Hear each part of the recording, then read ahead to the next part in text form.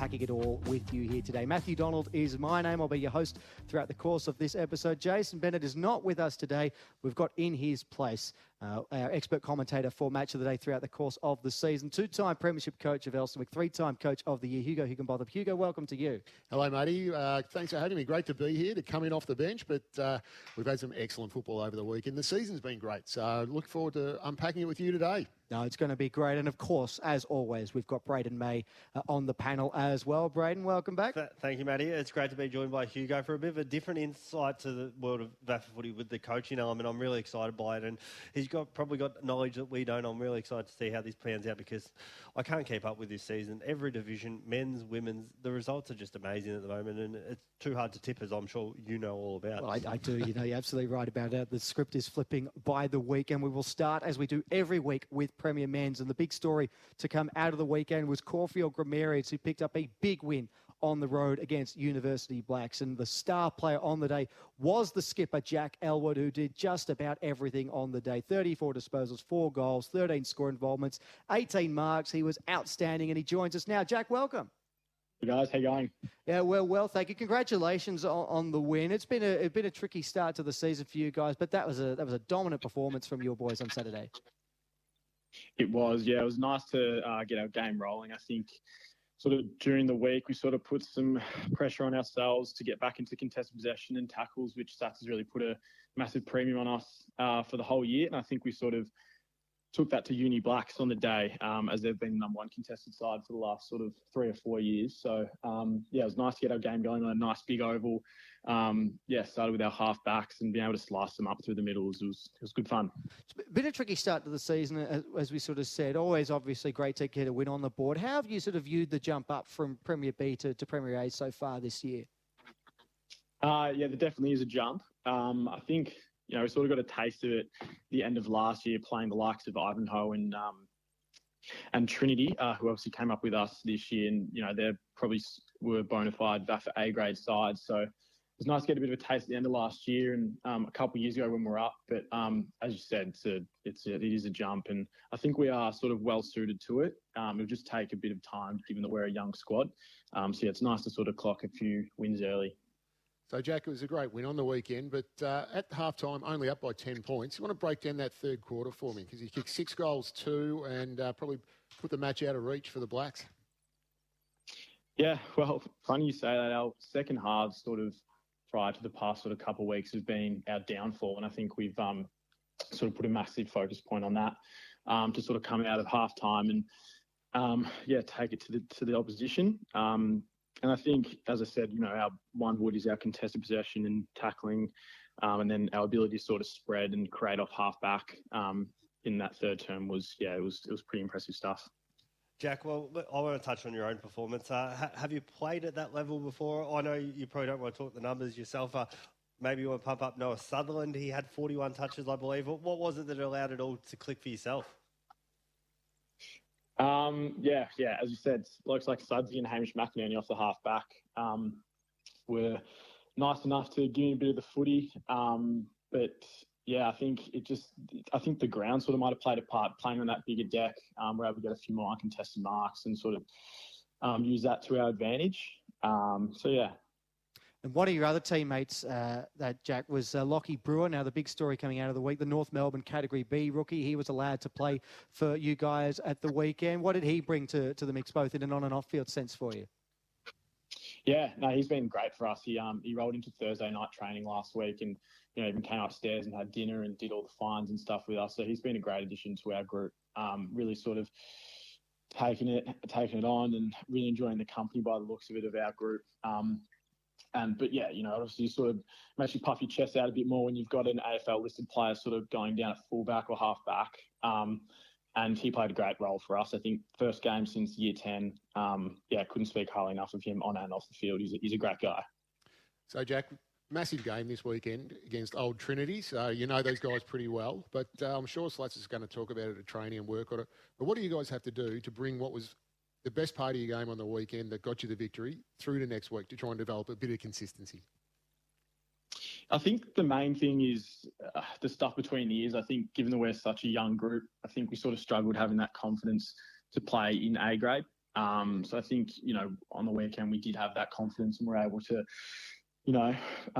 take the game on a bit more. So I think if we're able to do that this weekend and take it to Trinity, who had the wood over us at the end of last year, unfortunately, I think we'll be good to go.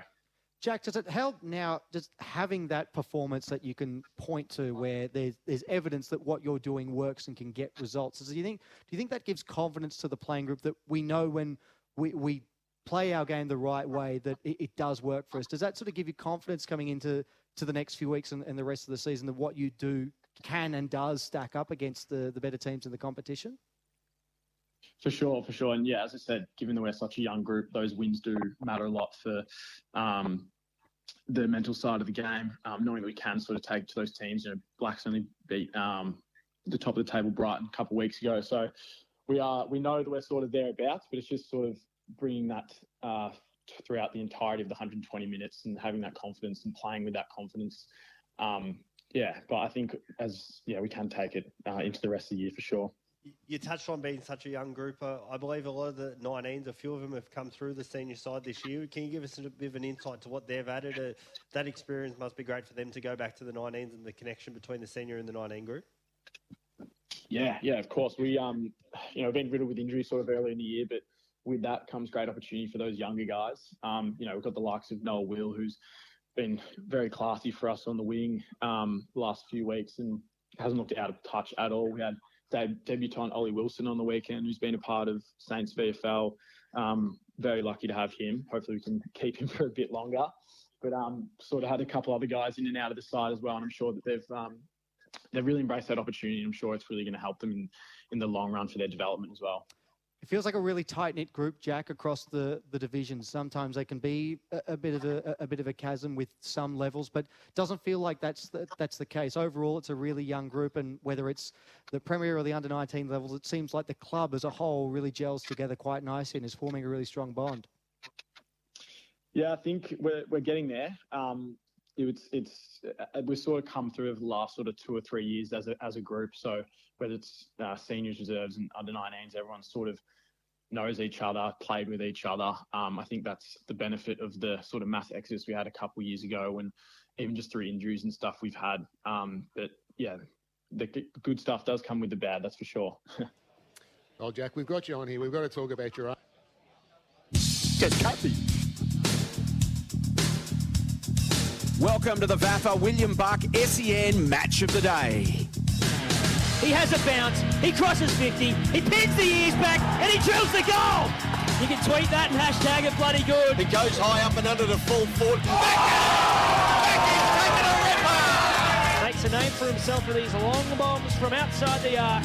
It's a long bomb from outside the arc! Hello, one and all, and welcome back to Saturday afternoon amateur footy here on VAFA SEN's Match of the Day. We hope you enjoyed the bye round last week because we are back to resume Premier Men's action this afternoon. And today's matchup features two teams needing wins for various different reasons. After narrowly missing finals last year, Old Haileybury have been slow out of the box to start 2026, winning just 2 of its opening 7 matches and sitting outside the relegation zone only by percentage, having lost their last 3 in a row. However, the Baby Bloods have provided stiff competition for several opponents this year, having fallen by less than a kick in 2 of its 5 defeats. St Kevin's, meanwhile, have recovered well from a 0-2 start and are currently on a 5-game winning run, heading into the bye with a 37-point win over University Blacks a fortnight ago.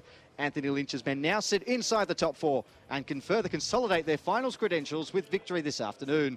This is VAFA SEN Match of the Day. Thanks to William Buck. Matthew Donald with you again this afternoon. And our expert commentator alongside me here is the 2-time Premiership coach, 3-time Coach of the Year with Elsternwick. It is, of course, Hugo Higginbotham. Hugo, good afternoon to you. Hello, Matty. Great to be here at beautiful South Caulfield for this exciting little clash we've got here today. It's been a great week off we had. So a big V week, great performances over there, even by yourself there, Matty, and jumped into my realm, into expert special comments. Yeah. Petch told me I've got to call myself expert special. Very special. Very special. Yeah, actually, you're right there too. But no, this is going to be a great contest today. We've got...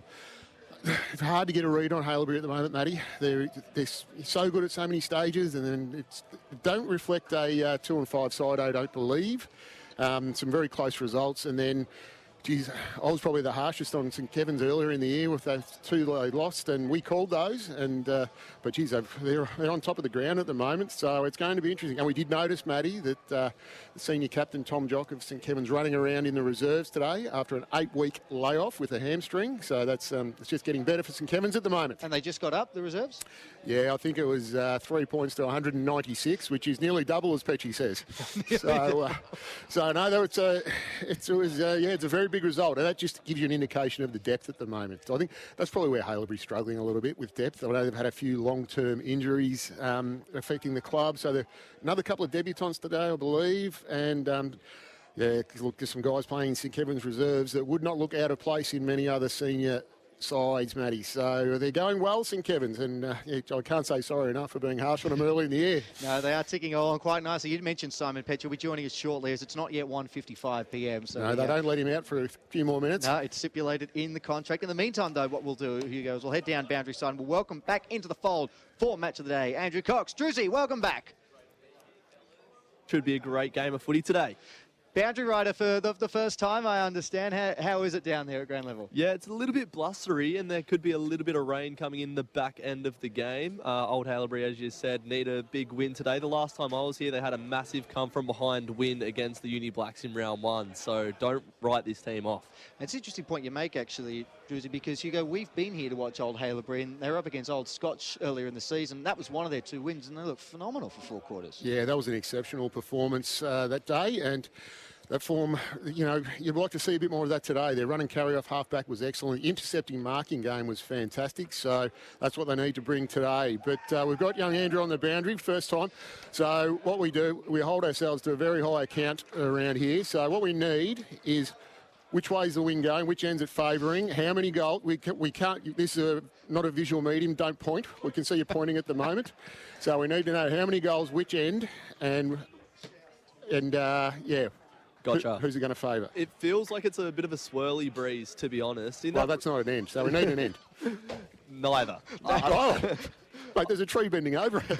Yeah, it'll be bending over the other way in a minute. Yeah, but yeah, in round 1, it didn't feel like there was much of a breeze at all. It just felt like a little sort of gust. And to the left of screen, it was sort of like a 4-goal advantage either quarter. So it does do a lot here. There's no grandstand to sort of stop the wind here, but yeah, I don't think it's going to really favour either the team. No, thank you for that there, Druzy. That's swirly breeze. It's a great answer. Did we get anything there? I don't think we got an answer there. No, we got a bit of historical... we found out about round 1. Yeah, we got a bit of historical facts to go off there from Druzy, and we'll continue to cross in throughout the course of the afternoon down at boundary level. This is the pre-game warm-up. Thanks to Holmes Glen, leading provider of vocational and higher education with 40 years experience and more than 140,000 graduates. TAFE at its best. We will hear from both coaches very, very shortly. Old Haileybury coach Guy Martin and Anthony Lynch of St Kevin's. But before we get into that, Hugo, for Hit IQ and its game-changing Protect concussion management system, hit the bye rounds. Let's briefly take stock on these 2 teams. One's 5-2, the other's 2-5. Yes. I've got a few numbers for you as well, Matty. So Haileybury, they've kicked over 100 points twice, which is good. But they've had 100 points kicked against them twice, so that's not too bad. St Kevin's kicked 100 points 3 times and twice again, so that's very similar. So Haileybury, they average 82 points a game, but their average against them is 87. And SKOB, 98 points per game is their average, and 81 against. So you're probably seeing that little bit of a differential there, which is affecting ladder positions. So, numbers are very similar in a lot of respects, but, yeah, that's probably indicative of where they are on the ladder at the moment. The defences are rather close, but it's in the attack where there's a couple of goals swing. Yeah, I think so. I mean, St Kevin's, they've got a very potent forward line. They spread it around. I mean, you've got Kaczynski up there, Tucker, even the young guys. I mean, who was it? Doug Kerr kicked 5 the other week as well. Yes. And then our boy Will Mazzio. So it's pretty potent up there in the St Kevin's forward line. Have you seen them warming up out there? It is, and we will have a listen now to coach of St Kevin's, Anthony Lynch. I caught up with him a little earlier before we went to air. Howdy, I'm here with St Kevin's Old Boys coach Anthony Lynch. Anthony, back after the bye, a couple of weeks off. How's the mood heading into today? Yeah, excited, Matthew. Good to be here after a well-rested week for both players and coaches, and keen to try and keep that momentum going that we created pre-bye. Was a great run of form, 5 on the bounce now heading into the bye. What's been the key behind that, and what's the key to sort of maintaining it today? Yeah, I think we learned a lot of lessons round 1 and 2 against Brighton and Xavier, who are obviously very strong opposition. There's also just a bit of some new players into the group gelling. So yeah, we probably added 8 or 10 new players into our team, both from 19s reserves and new player acquisition. So I just think it took us a little bit of time to get going, but ultimately we got back to fundamentals, which sounds cliche, but just our pressure in our contest, which we value so highly, was probably the 2 main reasons, and our game comes off the back of that. Speaking of new players, a couple of changes for you today. Some injuries, but you've got some quality coming back in. Yeah, no, it's a good mix. We had a few injuries against Uni Blacks. We're pretty cautious at this stage of the year, and certainly with the depth of talent available, we weren't going to take any risks. But to have Tom Ferguson, George Delamitru, Jack Bank, and Liam Gunson into the team are 4 incredibly strong ins. And for Old Haileybury, they've been a bit inconsistent, but we know that their best is capable of matching with anyone in the competition. What's the key to stopping them at home today? Yeah, well, I think I think they've lost 3 by maybe under 10 points. So their ladder position probably doesn't really show where they're at. Look, they've got lots of young talent. I understand there's a bit of a change from last year's group, and with a new coach in Marto, they're probably just going to take some time to build. But yeah, certainly they've got high-end talent. I think they had 3 players in the Big V side last week, so that speaks to their high-end talent. I think their mids are probably their strength, so a really good test for our mids to try and win that part of the ground. Matthew, wish you the best of luck today. Thanks for your time. All good. Have a good day. Thanks, mate. Anthony Lynch, the coach of St Kevin's, he alluded to the changes there. Jack Bank, George Delamitru, Tom Ferguson and Liam Gunson all in. Ferguson playing his first game for St Kevin's for 2026, making away Matthew Canning, Jack Marnie, Billy Bryan and Liam Edwards. They suffered some pretty heavy casualties in the win against University Blacks a fortnight ago. They won that one by 37 points, extending their unbeaten run to 5. But that's some quality ins coming back in there, Hugo. Yeah, especially Jack Benke's got real X factor, and I think it's a day like today is going to suit him. It's swirly breeze, as we heard from Druzy, so it's going to be hard to judge a ball in the air, but if anyone can do it, he can. And then young Tom Ferguson, we called his first game for St Kevin's last year against DLSL, and he was electric in that game. He's always stood out to me. Might have been because he's got a similar hair colour to you, Matty. a bit of strawberry blonde. Now that you mentioned, that was a big win for St Kevin's that day early on in the season as well. 11 goals, 6 in just 3 games for Jack Bank. And he, alongside Ferguson and Delamitru, all coming from VFL duties. Guy Martin, the Old Haileybury coach, 2-5 record, percentage of 95, or 94 rather, which suggests that he's not reasonably far away from picking up a couple more wins along the way. He too, I caught up with pre-game. As I'm here now with Old Haileybury coach Guy Martin. Guy had a couple of weeks off with the bye last week. How's the mood coming into today? The mood's getting better. It's not good losing the week before a bye. I sort of mentioned that pre-game against St Bernard's, and having an extra week of thinking and wondering what went wrong. So, but it slowly turned. It eventually turned, and excited this morning. What are some of those things then from that game a fortnight ago that you're looking to try and rectify here today? There's probably 2 areas. One is our wasted opportunities. It's probably not just the St Bernard's game. 3 or 4 of our 5 losses, we've sort of wasted some big opportunities going forward, which have hurt us, in the ultimate win-loss record. And then lapses in concentration defensively, same sort of thing. We're really good for periods and large stages of the game, and then 1 or 2 lapses in concentration offensively or defensively and cost us. And then when you've lost 3 or 4 games by single figures or a couple of goals, it hurts. So I've been fair to say I've been stewing over it for the last couple of weeks. As St Kevin's, they're on a bit of a roll. They've won their last 5 now heading into the bye. What's the key to stopping them today? Hopefully the week off hasn't done them too well. Yeah, look, I mean, they've been a powerhouse for the last 10 years. Been a top 2, top 4 side then, and that doesn't seem like changing. You look out here now and they're 2s, and Tommy Jock's running around, Larcher's running around, Jack Andreski's running around, so they're clearly going to be strong. But we just hope that we can be really honest with our contest stuff, and some of the stuff I said that we've probably had lapses in, and make it a tough fight for them. The conditions don't look perfect, so might make a bit of a scrap and see how we go. Well, Guy, we wish you the best of luck today. Thanks for your time. All right, thank you. Guy Martin there of Old Haileybury. 6 changes for the Bloods today. Nicholas Mavropoulos, Jasper Waring, Rainer Seckel, Lucas Hormdauer, Steve Stefanakis and Kai Turner all coming into the lineup, making way. Brady Finlay, Max Sievers, Flynn Gregor, Josh Gillen, Charlton Harrop and Lachlan Riley. So some heavy outs there for the Bloods, Hugo. Yeah, no, it's you don't like to see that, but gives other players opportunities. And it was interesting what Guy spoke about with the lapses, and that's probably indicative indicative of the age of the team, Matty. There are a lot of young guys out there, and that's what young guys do. They disappear out of the game every now and then above the shoulders. So, and in this competition, Matty, you can't have any lapses, unfortunately. And that's what St Kevin's are doing very well at the moment. Put a 4-quarter performance together the other week. That they did. This is the VAFA SEN Match of the Day, thanks to William Buck. And now that it is 1:55 p.m, we can officially welcome this man into the commentary box. We missed it by a bit. The voice of the VAFA for several decades. He asked me to mention that. And member of the VAFA Hall of Fame, it is the one and only Simon Petch. Welcome to you, Petchy. Matty, good afternoon to you, to Buttons. Nice to see you again here today, Buttons, and to the dog walkers out there that have right around the outside of the ground here, and to everyone listening to us on SEN, to Andrew Cox, who joins us today, and Hugo, who's sitting right beside me. Lovely to be back here. It's been a bit of a break in game for me, but nice to be back on a day that's overcast. We won't see any sunshine. We may see a little bit of rain later in the afternoon, but the ground out there is hard and firm. The centre wicket area has obviously been watered and rolled. It's really nice in there, so anyone slipping over in there won't have an issue with their kneecaps. And the breeze is favouring the Armidale Bowls Club end of the ground here today. I would say that breeze is around about 3 to 4 goals favouring the right of screen or the Armidale Bowls Club end of the ground. The opposite end, the Glen Ira Tennis Club end, they'll be kicking into a stiff breeze there. So the toss, whoever wins the toss here, gents, I say will be going to the Armidale Bowls Club end of the ground. Well, it's great to have you back, Petchy. And I was getting concerned for a while there because at VAFA HQ, your name went back above the door in the Simon Petch Memorial. The exit area? No, the toilet door, actually.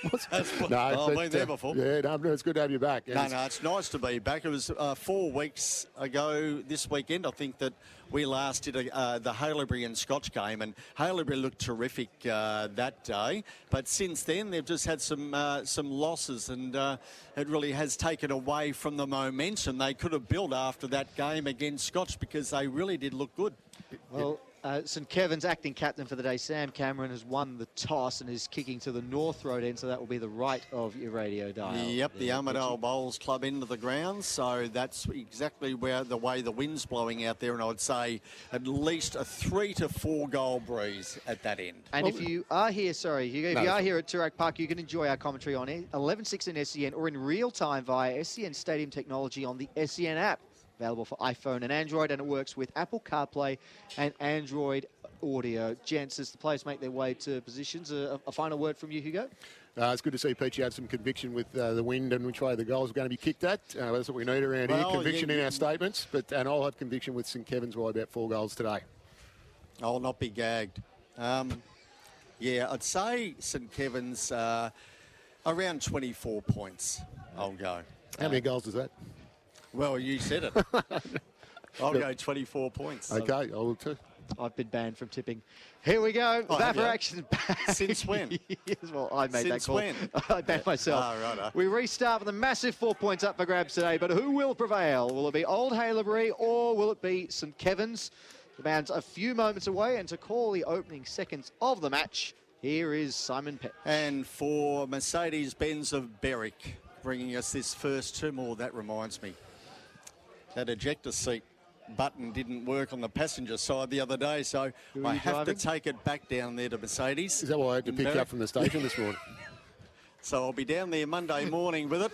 Hopefully get this ejector seat button going properly. In the Merc, first term about to get underway. The umpire throws it in the air, and both rucks got a hand onto that one.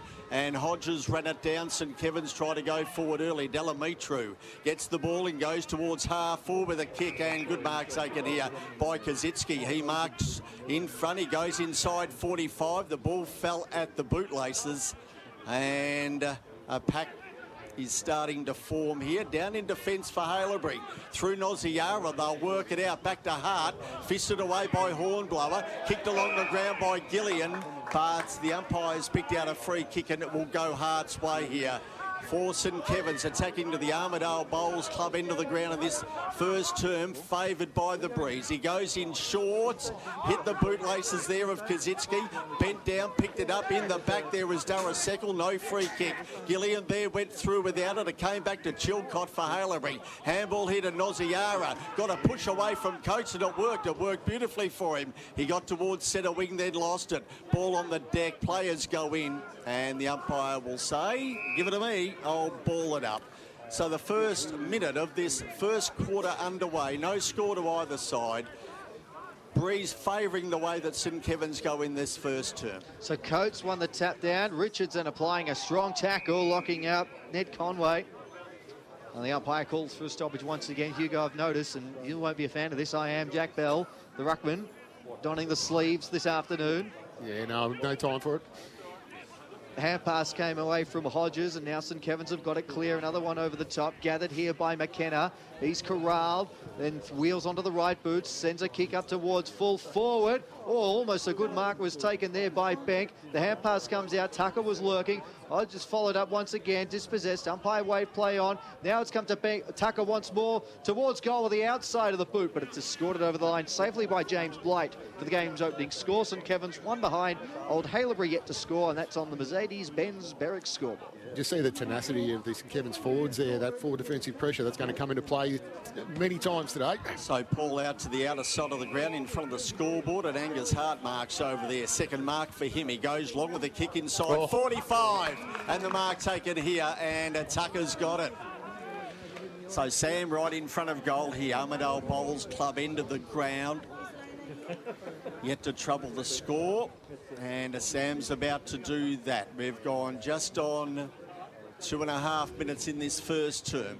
To the Armidale Bowls Club end of the ground, the end in which the breeze is favouring the end in which St Kevin's kick, as Kazitsky's coming off the ground here in front of us. Gill about to replace him. Tucker's got the ball. He's kicked for the season so far 24. He's looking at 25 in their first, and he's done it. So St Kevin's kicked their first. Tucker kicks his 25th for the season.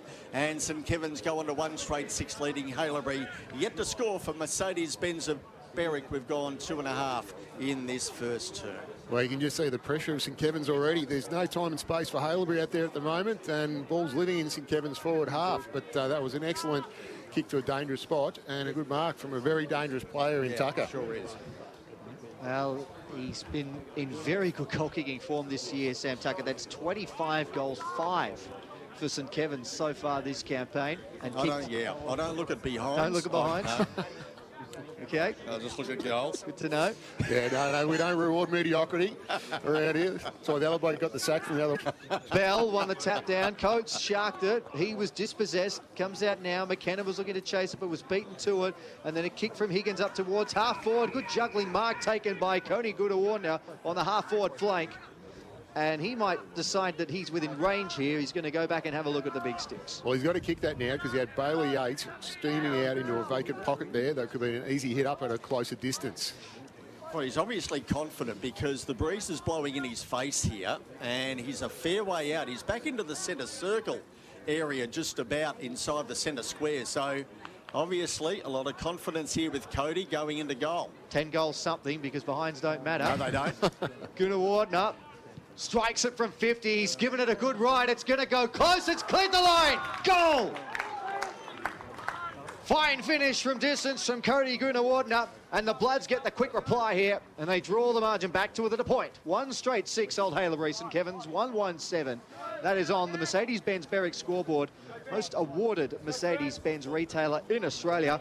And for those who are interested, that's 11 goals, 9 for the season now for Cody Goonawardena. No, it was a good finish, and he had to too. When you burn a teammate like that, you have to finish, and that's excellent. I just noticed Kazitsky's already on the rub-down bench, so maybe we have to go down to our intrepid boundary line person. We'll do that now. Drizzy, down on the boundary. Yeah, so Kazitsky came to the bench pretty early on in that quarter, and it's looking like he's getting some lower back work done, fellas, so we'll just keep a close eye on that one. So Brady Seckle got the handball outside the centre square. Haileybury go forward again. Gillian on hands and knees. Got it out to Noziara. Broke a tackle. They go forward again. Hornblower there. Oh, he couldn't mark it. It belted ground in front of Blight. Then Hornblower applied a good tackle on Delamitru. And the umpire says, give it to me, I'll ball this one up.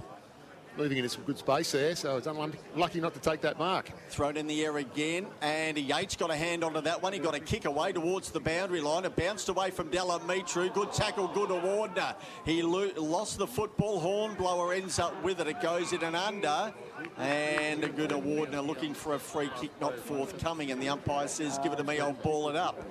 So Glenora at tennis courts, end of the ground, thrown in the air. Coates palmed it out the back. Delamitru again. Put it onto his boot, goes towards halfback, and Gill dives in and took a good mark in front of Paul, out of sight of the ground here for St Kevin's. St Kevin's on 1-1-7. Haileybury one straight kick. They go towards centre wing. Up they go. Darasekal at the back. Rayner ended up with it.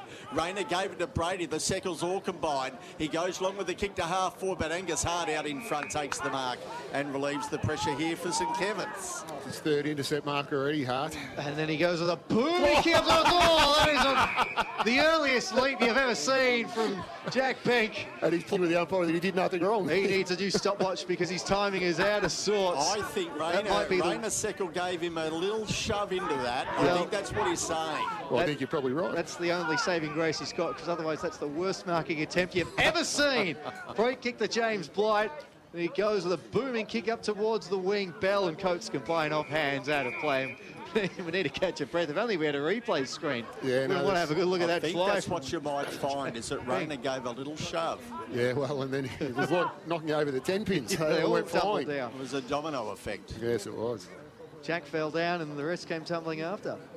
Oh, hello. Yeah. There we go. We got the funk and wagles.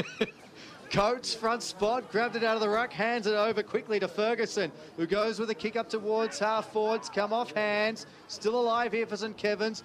Mark not paid there for Darasekal, wasn't 15, so he goes with a clearing kick, touched off the boot. Coates roved it, he was caught, falls here now for Noziara. His hand pass was charged down.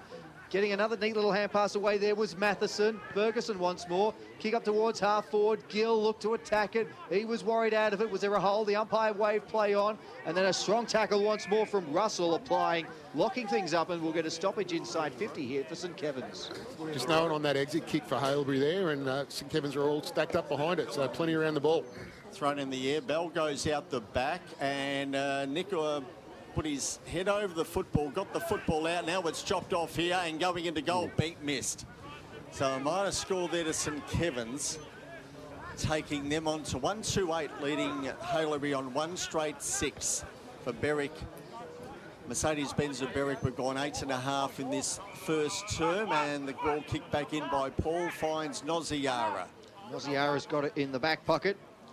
Well, a number of players out there today that represented the Big V at Norwood Oval last weekend.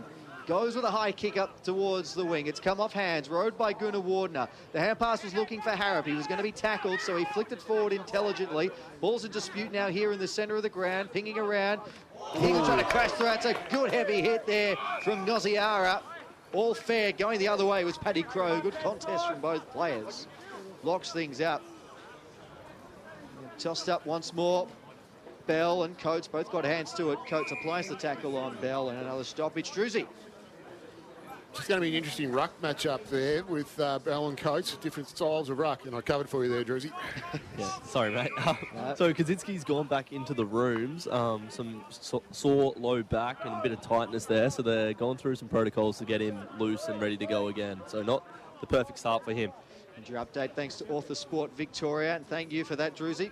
We'll monitor Jacob Kaczynski's afternoon as the match progresses. Free kick in the meantime here to Billy Coates, and he hands it away, and here's the runner Richards. He'll take a ball on, spears a kick inside 50, it's come off hands, snap towards goal from Gills high, and it's through. Instinctive from Ollie Gill. It's a great goal from the forward. His fourth of the campaign, and St Kevin's have their second. 2-2-14, 1 straight 6, Mercedes-Benz Berwick scoreboard. And thanks to Hit IQ expert comments, here's Hugo Higginbotham. Yeah, that was just damaging, that run through half forward, and then see the value of kicking to a dangerous spot, Matty, and there's some firepower down there. So it's yeah, look, it just seems to me that Haileybury's just hanging on at the moment. They seem to be under pressure a lot of the time. Look, they can get the ball forward, but just waiting for that one mistake, and then St Kevin's just sort of pounce, and there's definitely some firepower in that forward line, as we said. Just looking at some matchups down there. They're probably struggling for a little bit of height, Haileybury too. So 2-2 to 1 goal. St Kevin's have the lead. Noziara tried to work it out of the centre square. He did. Then it was run over. Here's Mavropoulos for Haileybury. Goes back inside here to Russell. He takes the mark and played on. Blind kick towards centre wing. Commentary side of the ground. Good mark taken here by Harrop. He plays on straight away. Goes up towards half forward and the mark taken by Yates. And Yates has marked it just outside the 45-metre arc. He goes into the pocket. Pack of players set themselves. No one can take the mark. Ball falls to deck. Now they've got it under pressure, Haileybury. And the free kick going Delamitru's way here for St Kevin's. Yeah, he's given every opportunity to release a handball then. So he goes out wider here, and Matheson's got it for St Kevin's. Had the kick smothered off the boot. Fell here to Richards, outer side of the ground at half back for St Kevin's. Handball to centre wing. He gets it back again. He goes for a run. He gets around Nichols. Now he has to kick it. He does towards the scoreboard end of the ground, but it's out of bounds on the full. Resultant free kick going Dara Seckles' way here for Haileybury. It's a Dairy Queen. We've missed you, Simon Petch. Oh, there it is. There it is. It's been too long. There's another one too, Matty, I've got for you later on, but we can't mention that on air. Good. Looking forward to hearing that one at three-quarter time. Okay. Bruce, just make sure the mics are off when we get to that point, if you wouldn't mind. Kick up towards the wing. Oh, fly from Yates. It was better timed than one we saw from Bank earlier, but he's given away a free kick to St Kevin's. Go for the push there. Yup, was in perfect position. Angus Hart goes with another big kick inside 50. Goes over the back. The race is on now as it hits the deck. Gunson leading his man back towards the ball. He snaps it. Goal! It's a beauty! Liam Gunson from a mile out on the boundary. What a kick. What a goal. Goal of the day, contender, Bedale Body Corporate Management. A beauty from Gunson. It was, Matty. I've already written that one down on my notes. That was amazing, that execution there. But that was off the back of Hart again. So Hart's very important for St Kevin's behind the ball, where he just directs the traffic, reads the play. And he's just come to the bench now, because that's what happens in modern-day footy. You do something good and you come to the bench. And you get a stern talking to from the coach to boot. Yeah, I know exactly why, because Player wasn't happy with that long bomb down the line. He doesn't want that. So you're lucky to come off that. And that was quite a little talking down to as well, wasn't it? It was good. Great to watch. So 3 single goal kickers here for St Kevin's in the opening term, and they lead the way 3-2 to 1 straight. Ball still in the middle of the ground. Coates has it. He gets a kick. A wobbly kick off the boot towards full forward. A pack of players set themselves. They all came tumbling down virtually, and the umpire goes over. We'll have a ball up, but gee, Doug Kerr's in a bit of strife here. I think Sam Tucker got into him, and he's up. Picked the ball up, and we'll play on here. So the umpire to throw the ball in the air. Inside 45 for St Kevin's. Armadale Bowls Club end of the ground. Picked off there by Benk. He lost the football. Oh, gee, Mavropoulos got a high tackle. A free kick going his way. Benk wanted to let him know that it was him that tackled him. And the umpire's giving him a 50-metre penalty. So Benk just a little undisciplined there, letting Mavropoulos know that it was him. So it brings him into the centre of the ground. He goes in short here to Russell. He's all on his lonesome now. He goes back. He'll have a kick towards half forward here for Haileybury into the breeze. About a 3 or 4 goal breeze. He had to dodge around and get around with a kick towards centre half forward, but the only man home is Matheson, and he takes the mark here for St Kevin's and a 50-metre penalty.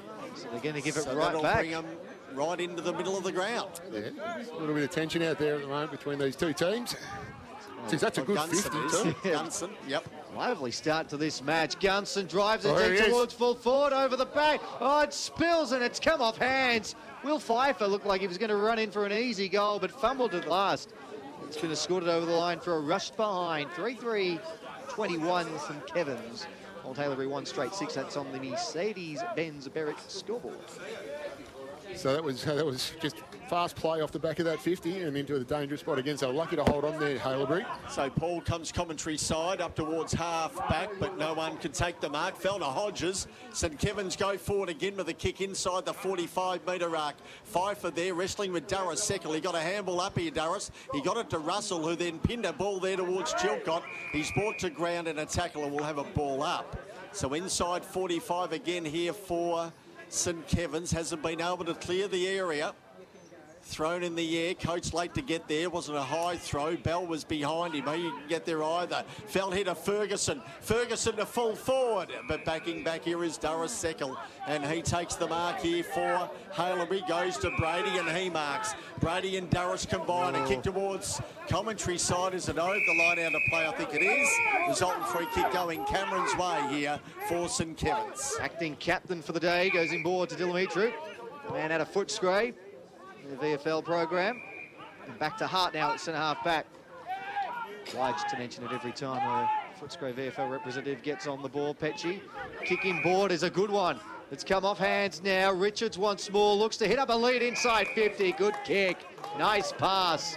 And that man again, Jack Benk, getting involved once more, and he's got an opportunity to kick his first. Yes, once again, off the back of Hart being involved in that play there and that horseshoe around.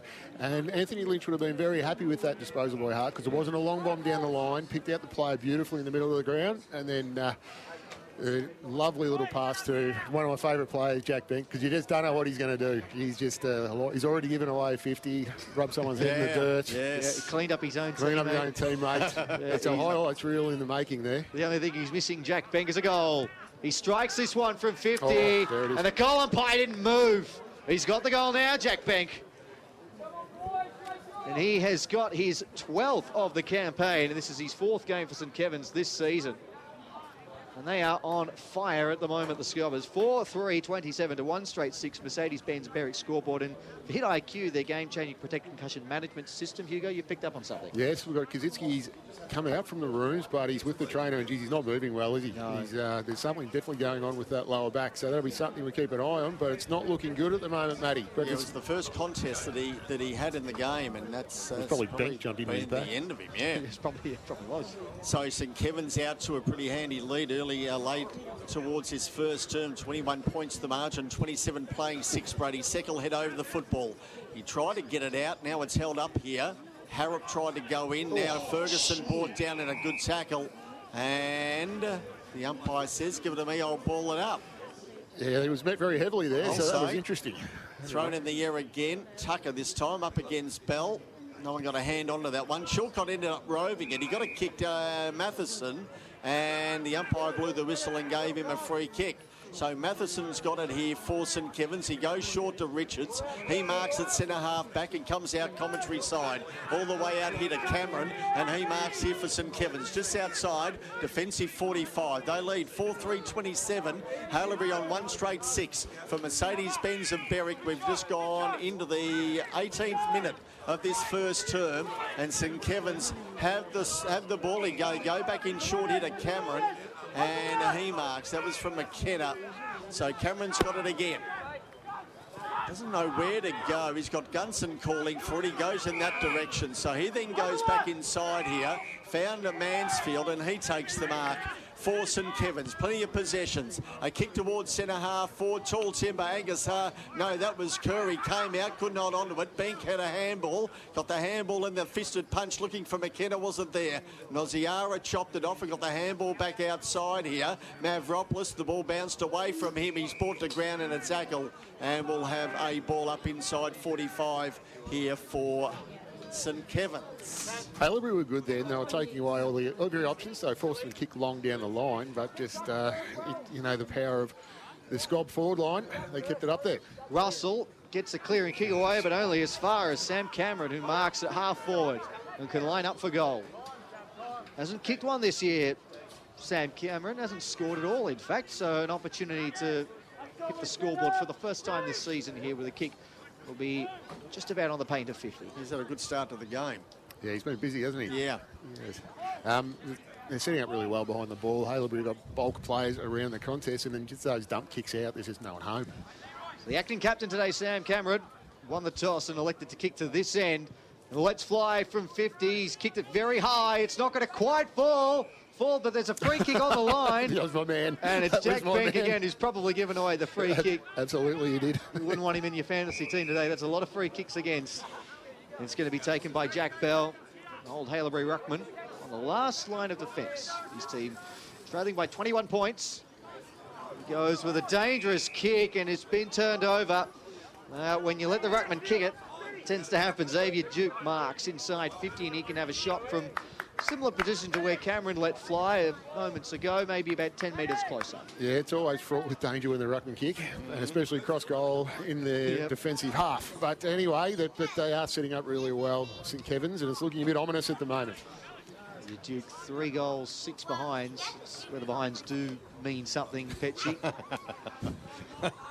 So he goes from 45, and he's pushed that one out to the left of behind. So it's 3 goals and something for this season for Xavier Duke. 3-7, and it's 4-4-28 for St Kevin's. Old Haileybury, 1 straight 6 on the Mercedes-Benz Berwick scoreboard. Gee, the defensive Haileybury are under enormous pressure, aren't they? I think the tall timber of St Kevin's are just too strong for them at the moment. Here's Russell. From the goal square, goes as long as he can up towards half-back with the kick. Oh, Bell was third in line, he didn't mark that, but Daraseka was there and he's brought it down, has he? No, it's got to be man in front. I think that's Gills. Oh, I thought that might have been Gills. Mate. No, the umpire's calling for it back, so he'll throw it in the air. He's not really sure who had their mitts on it, so thrown in the air, out of side of the ground, Bamber outside of the ground. Mansfield got it down. Mansfield goes with a kick. That was Ferguson. Goes with the kick, and he found Kerr on the chest, and he takes the mark on the 45-metre arc here for St Kevin's. That was just... It was Mansfield, wasn't it? It was. No, it was Ferguson. No, Mansfield got the first. Yeah. Mansfield got the first intercept, and then gave the hands out to Ferguson. So he just read that because Bell got the tap out to the forward advancing spot, and Mansfield just read that beautifully. Hands across, and geez, he's a good kick. That who was it? The kick? Yeah, Ferguson. That was amazing. So here he is, Kerr for St Kevin's, right on the 45-metre arc. Umpire again didn't move, and there's their 5th goal of the afternoon. St Kevin's go on to 5-4-34, leading Haileybury 1 straight 6. 22 minutes gone in this first term for Mercedes-Benz and Berwick. And now before we go to you, Hugo, we might head back down now to boundary level because Andrew Cox is working overtime as, on his debut as a boundary rider. Druzy, what have you got?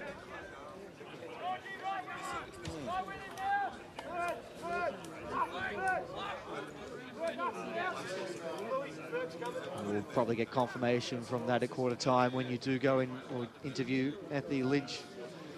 So not that Kazitsky's absence is worrying St Kevin's too much. They've got that much firepower in the forward line that it's making very little difference.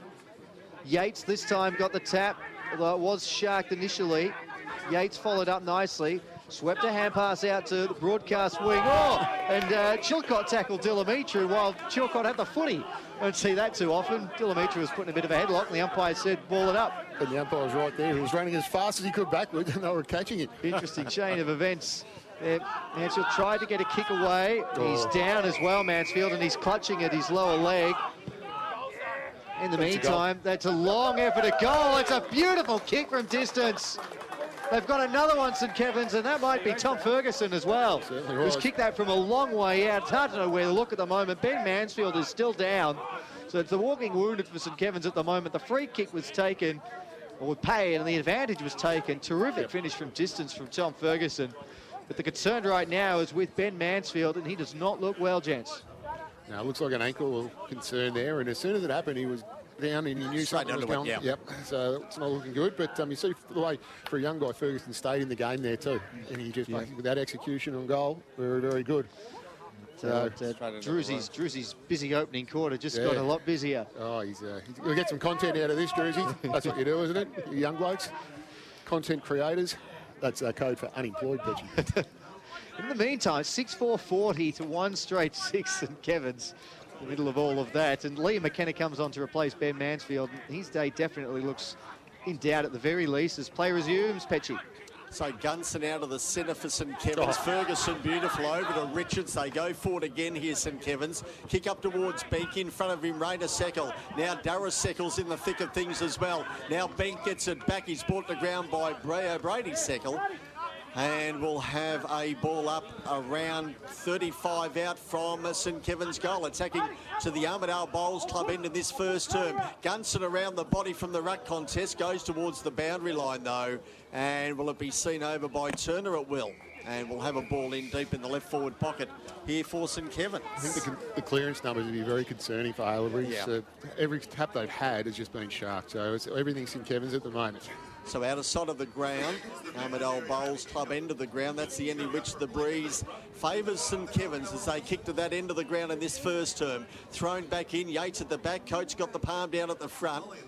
Now stacks on the mill. Chilcott got his head driven into the deck there, but umpire said give it to me.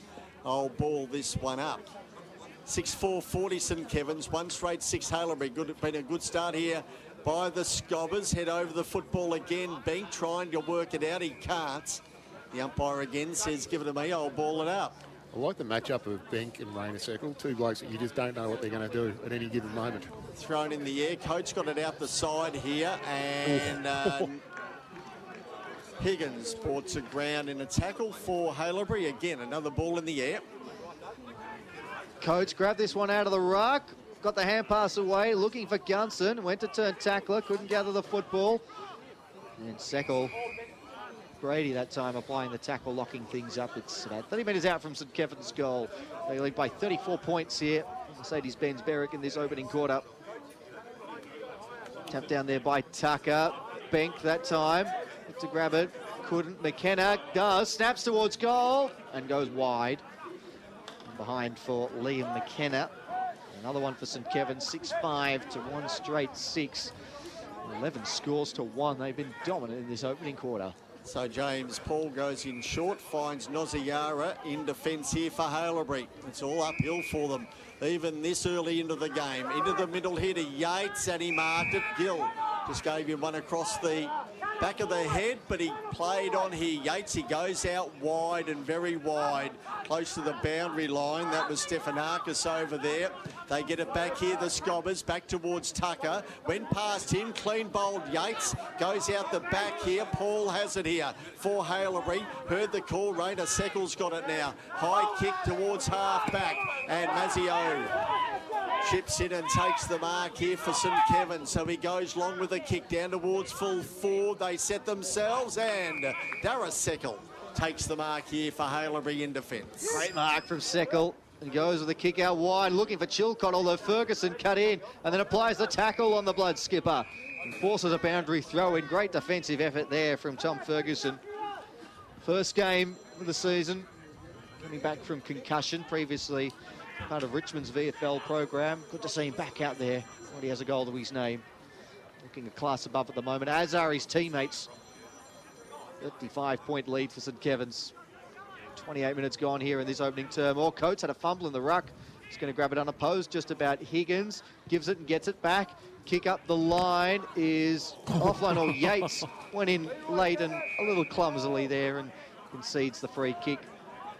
Oh, and there's a little shove going on afterwards as well. Callum Jones has it now on half-back flank. Called to go by the umpire. Wants to switch. Still wants to switch. Does go backwards to Angus Hart in the end, who wants to go with a kick to Crow, but it was ill-directed. It's been cut off. Now here's a chance. Blight, his kick was offline, although Hart overran it. Gunawardner goes and picks the ball up, and he was caught in a tackle there that time by Jones. The umpire says, give it to me. I'll toss it up inside, attacking 50 here for the Bloods. And they've got a stoppage here, a chance to try and add to their 1 goal. They certainly do need this at the moment. Close to quarter time. They need to get another score on the board. So Gunawardner just hobbling a little bit there. Coates flicked it back. Seckle's in there, and another stoppage here. And on top of the ball that time there was Cam Hodges, who was tackled again. It's no surprise. Flick back by Coates. Jones.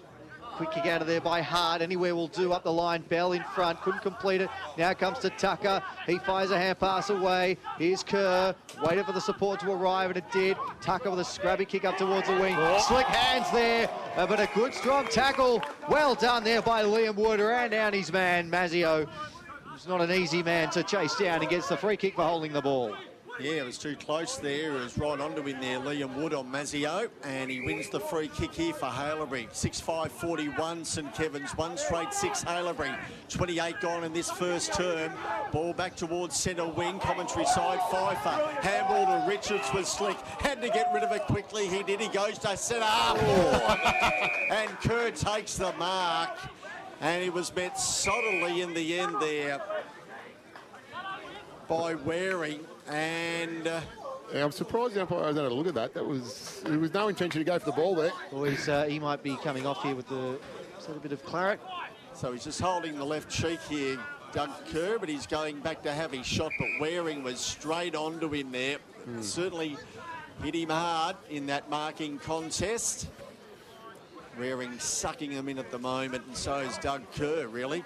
Yeah, it was strong by Doug Kerr there because he knew he was coming. Oh, yeah. And he had to brace yourself. Yep, had to take that mark there. He braced himself, so he's got the breeze. Around a 3 to 4 goal breeze, we thought, in this first term, but they kicked 6 so far. They've had 11 shots here, St Kevin's. That goes as long as it can. And it's gone through. So Doug Kerr kicks their 7th of the afternoon. They go on to 7-5-47. Right away from Haileybury on 1 straight 6. Kerr's kicked his 2nd of the afternoon. And for Mercedes-Benz of Berwick, we've just ticked over the 30-minute mark of this first term. It's a bit unfair on opposition defences, Hugo, because Paddy Kerr's terrorised opponents for years, and he's gone, and now they've just brought in another Kerr, and he's doing the same. Yes, no, it's a like for like almost. But what's getting... He's just come off too here, so he's still holding his left cheek, so obviously just a little contact. Might check him out here. But, you know, that's come straight out of Haileybury's forward line, straight into St Kevin's, and they kicked the goal straight away when Haileybury had their opportunity forward, so a bit disappointing there. Chilcott looked to get the hand pass away. Following up here with Seckel, who breaks through 3 tackles. Nice, gives it over to Blight, runs to 50, centres it. It's come off hands. It's still alive here. It snapped towards goal there from Yates, but it just fell short. The mark taken on the line by Hart, who wastes no time. He puts on the head of Mazzio, and a little doesn't let him down. Good overhead mark from Will Mazzio.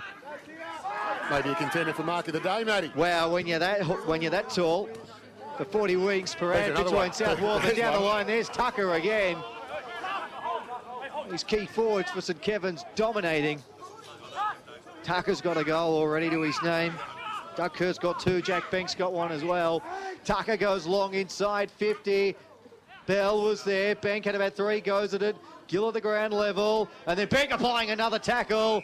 And he's locked it up. It'll be a stoppage inside 50 here for the Scobbers. Right, the last possession Haileybury had was a shot on goal that was marked in the goal square by St Kevin's. And now look where the ball is. Yeah. So they're just not making most of their opportunities going forward. And there is the siren for quarter time. Mercifully brings an end to the opening term for Old Haileybury. It has been all St Kevin's on the scoreboard, but they are very much the walking wounded as things stand. 2 players who you'd suspect their day is done, and another one that we are currently having a look at in terms of whether they're available to play the rest of the match as well. 7-5-47 to 1 straight 6 at quarter time. St Kevin's lead. After William Buck, Premier Men's Round 8 footy on SEN's Match of the Day. Hugo Higginbotham for Hit IQ. Your brief thoughts? Yeah, look, it was pretty comprehensive by St Kevin's there. I know we had a 3 or 4 goals breeze, but it was, as Petch has passed me a note, we'll leave that one for later. But no, it was, they had the answers for everything. So Haileybury struggled with clearances, they struggled with forward half marks, and look, realistically, that was probably 70% of the game was played in St Kevin's forward half, which is indicated with the scoring shots. So it's they're the job in front of them, Haileybury. Well, I think what they need to do is they need to retain possession, laterally move away from the contest, and you know, spend some time in forward half, not panic, and try and get a couple back. They've got to peg them back slowly. You're not going to get a 7-goal deficit in a quarter and a half.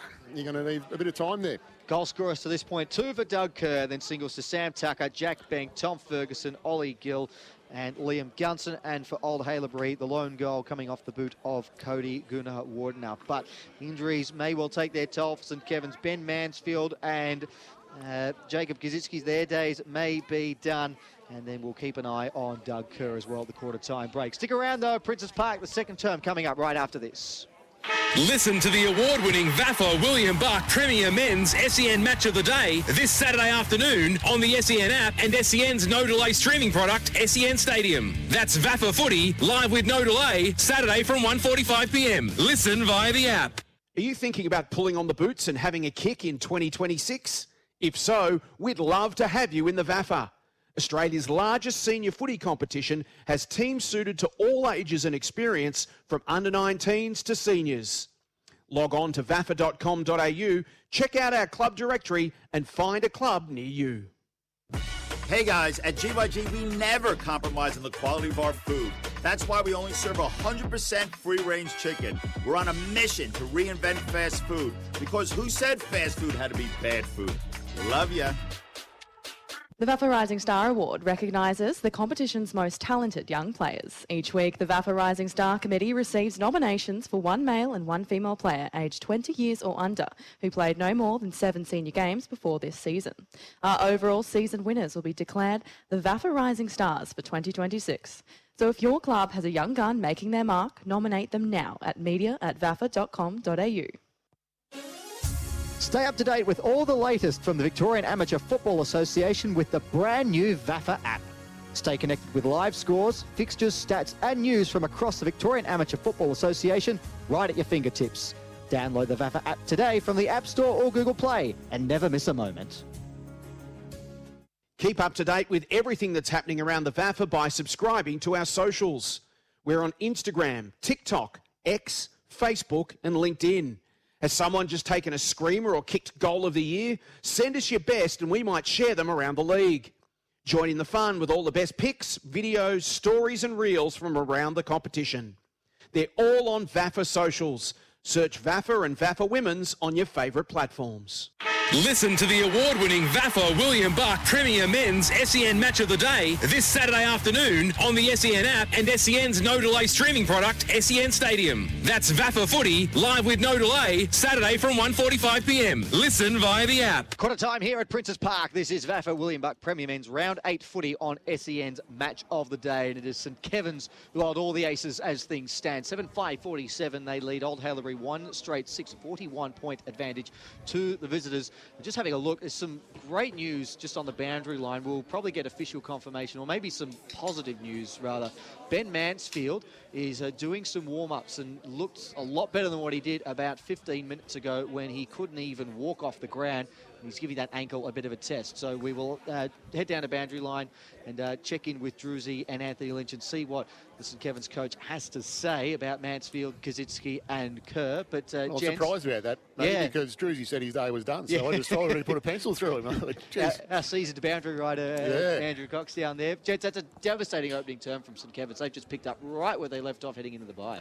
Yeah, it was pretty clinical. Their forward-line defensive pressure was amazing. The intercepting mark game off half-back. I mean, you love it when you see Angus Hart have a really good intercepting mark, kick the ball down the line, Plugger takes him off and gives him a bit of a rev up because he wasn't happy with the execution there. So that's what you need to be at that top level, and they're definitely there.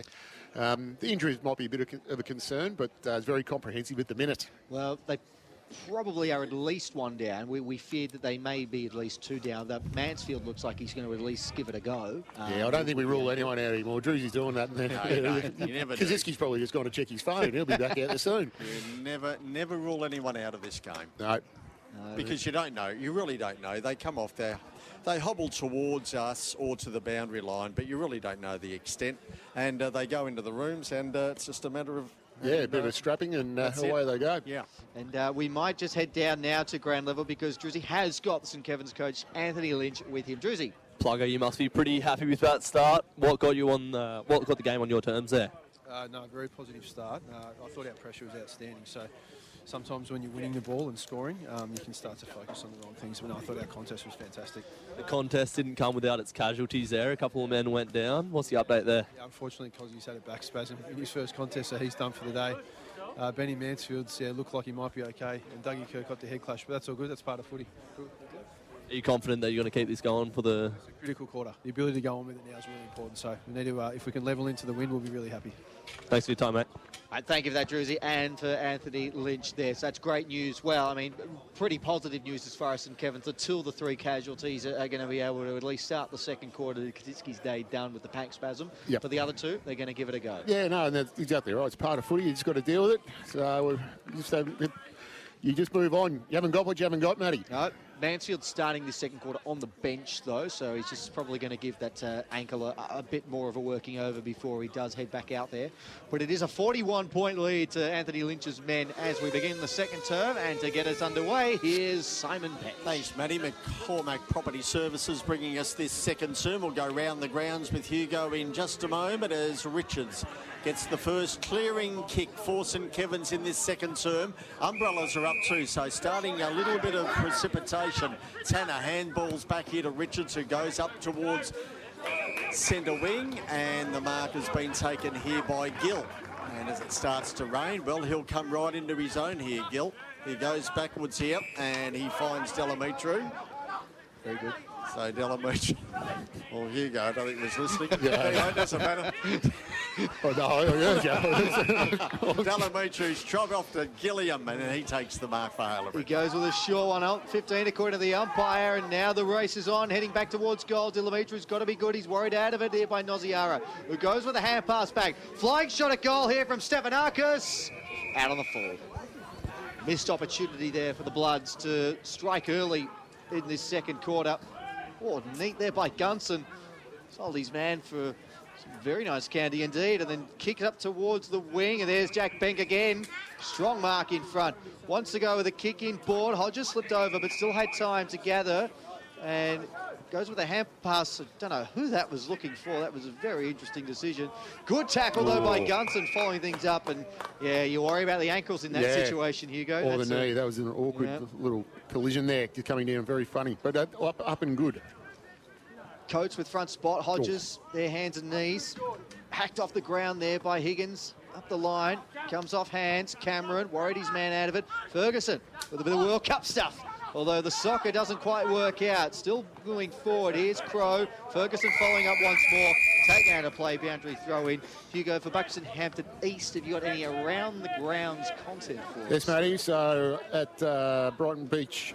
Melbourne Uni Blues 3-3-21, Old Brighton 1-7-13. It's bad kicking. Caulfield Grammar 1-5-11, St Bernard's 4-3-27 there at Glen Huntly Park. Old Trinity 1-2-8, playing Old Scotch 2-2-14, and at Toorak Park, Zabs 5-1-31, Uni Blacks 4-1-25. So a couple of close ones going, Matty. So it hasn't moved too far since Hugo started the update there for Buxton Hampton East, and good to see Adam Gillen here today. His son playing in the seconds down here today, and they just got beat. Thrown in the air, Coates out the back, only as far as Brady Seckle. Kick towards centre half forward, eyes only for the footy Delamitru. Took the mark on his chest and played on straight away. Goes out wider here to Gunson in front of the scoreboard. He delivers up towards Mazzio, and it hits him on the chest, out of wing, centre wing, out of sight of the ground. So St Kevin's have the footy. They go forward again. A kick up towards half forward, Bank in front. Pushed himself out of the contest. Rainer Seckle doing that for him, and Bank ends up with the free kick. Tried to get away from Rainer. Left foot kick around the body wasn't a good one. Opened the door, however, for Pfeiffer, who's brought to ground by Turner. Gunson followed up with a kick in towards goal, and he's missed it. So a minor score there to St Kevin's, taking them on to 7-6-48. Haileybury on one straight 6 for McCormack Property Services. 3.5 gone in this for second term. The kick comes into Russell. His man to give it back now to Paula. Goes with a kick up the line. Neatly enough to Conway. The one who played in the representative game last week. And his kick up the line finds his skipper, Chilcott. So they've worked this well out of defence here, Old Haileybury. Chilcott with a kick up the line, comes off hands. Delamitru was there, gathers it now. Gets away from his man. Coates now to Ferguson.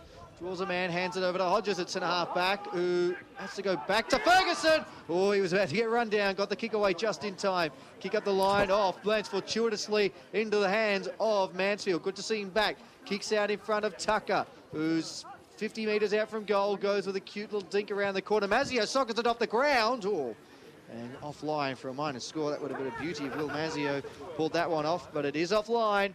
And it's 7-6-48. The first score of this second quarter, 7-7-49 rather. And Old Haileybury one straight 6. And that is for McCormack Property Services. And what's going on here? Well, we've got a boundary rider down there trying to get our attention, Matty. Oh.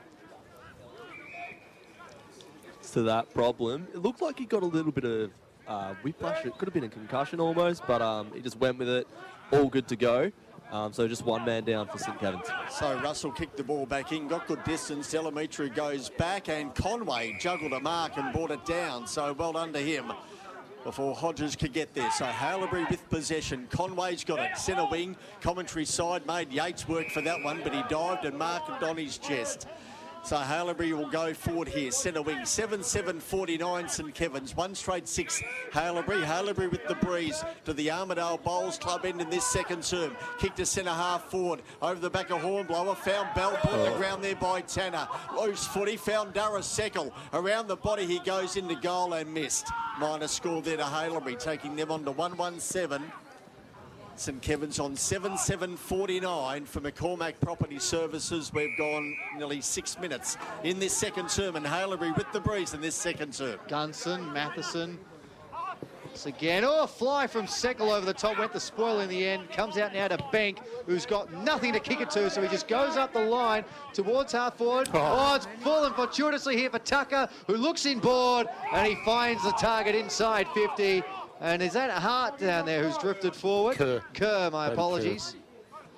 Well, Doug Kerr is marked. He's got a couple of brothers, I think. Thank you, Petchy. Who's the third one you keep talking about? So always an emergency. He's always an emergency. Just cannot get on the ground. Is he on the team sheet? I've got to look him up. Doug Kerr looking for his third. He's the only multiple goal scorer so far this afternoon. Copped a heavy hit in the opening term, but he's back out there, Kerr. His first 2 shots have been immaculate. I think I just about got away with that one. And, is that why he was off the ground? You need him. That kick was about as good as my commentary. It's hit the behind post on the full. Yeah, and old Haileybury will get the ball back. It's not even a score. Petchy, I think you need to fill in for him. He's lost it. He's lost it. Yeah, I'll say. Kick back in here by Kennedy for Haileybury, and that worked okay. That's what's good about this place. We don't even acknowledge mistakes amongst ourselves, do we? No, we move on from things very quickly. We move on because there's a game on out there. Out the back. Oh! Gee, Yates flew, but couldn't mark it. He brought it to ground, and tackling goes on here. McKenna laid a good one there. We always acknowledge the really good calls and overlook the slip-ups. Yeah. There's got to be bloopers and everything. You know that. Thrown in the air again. Coates, handball towards Hodges. Gets it clear. And going into goal there, Pfeiffer. And it goes towards the pocket. And the marker's been taken. Ollie Gill.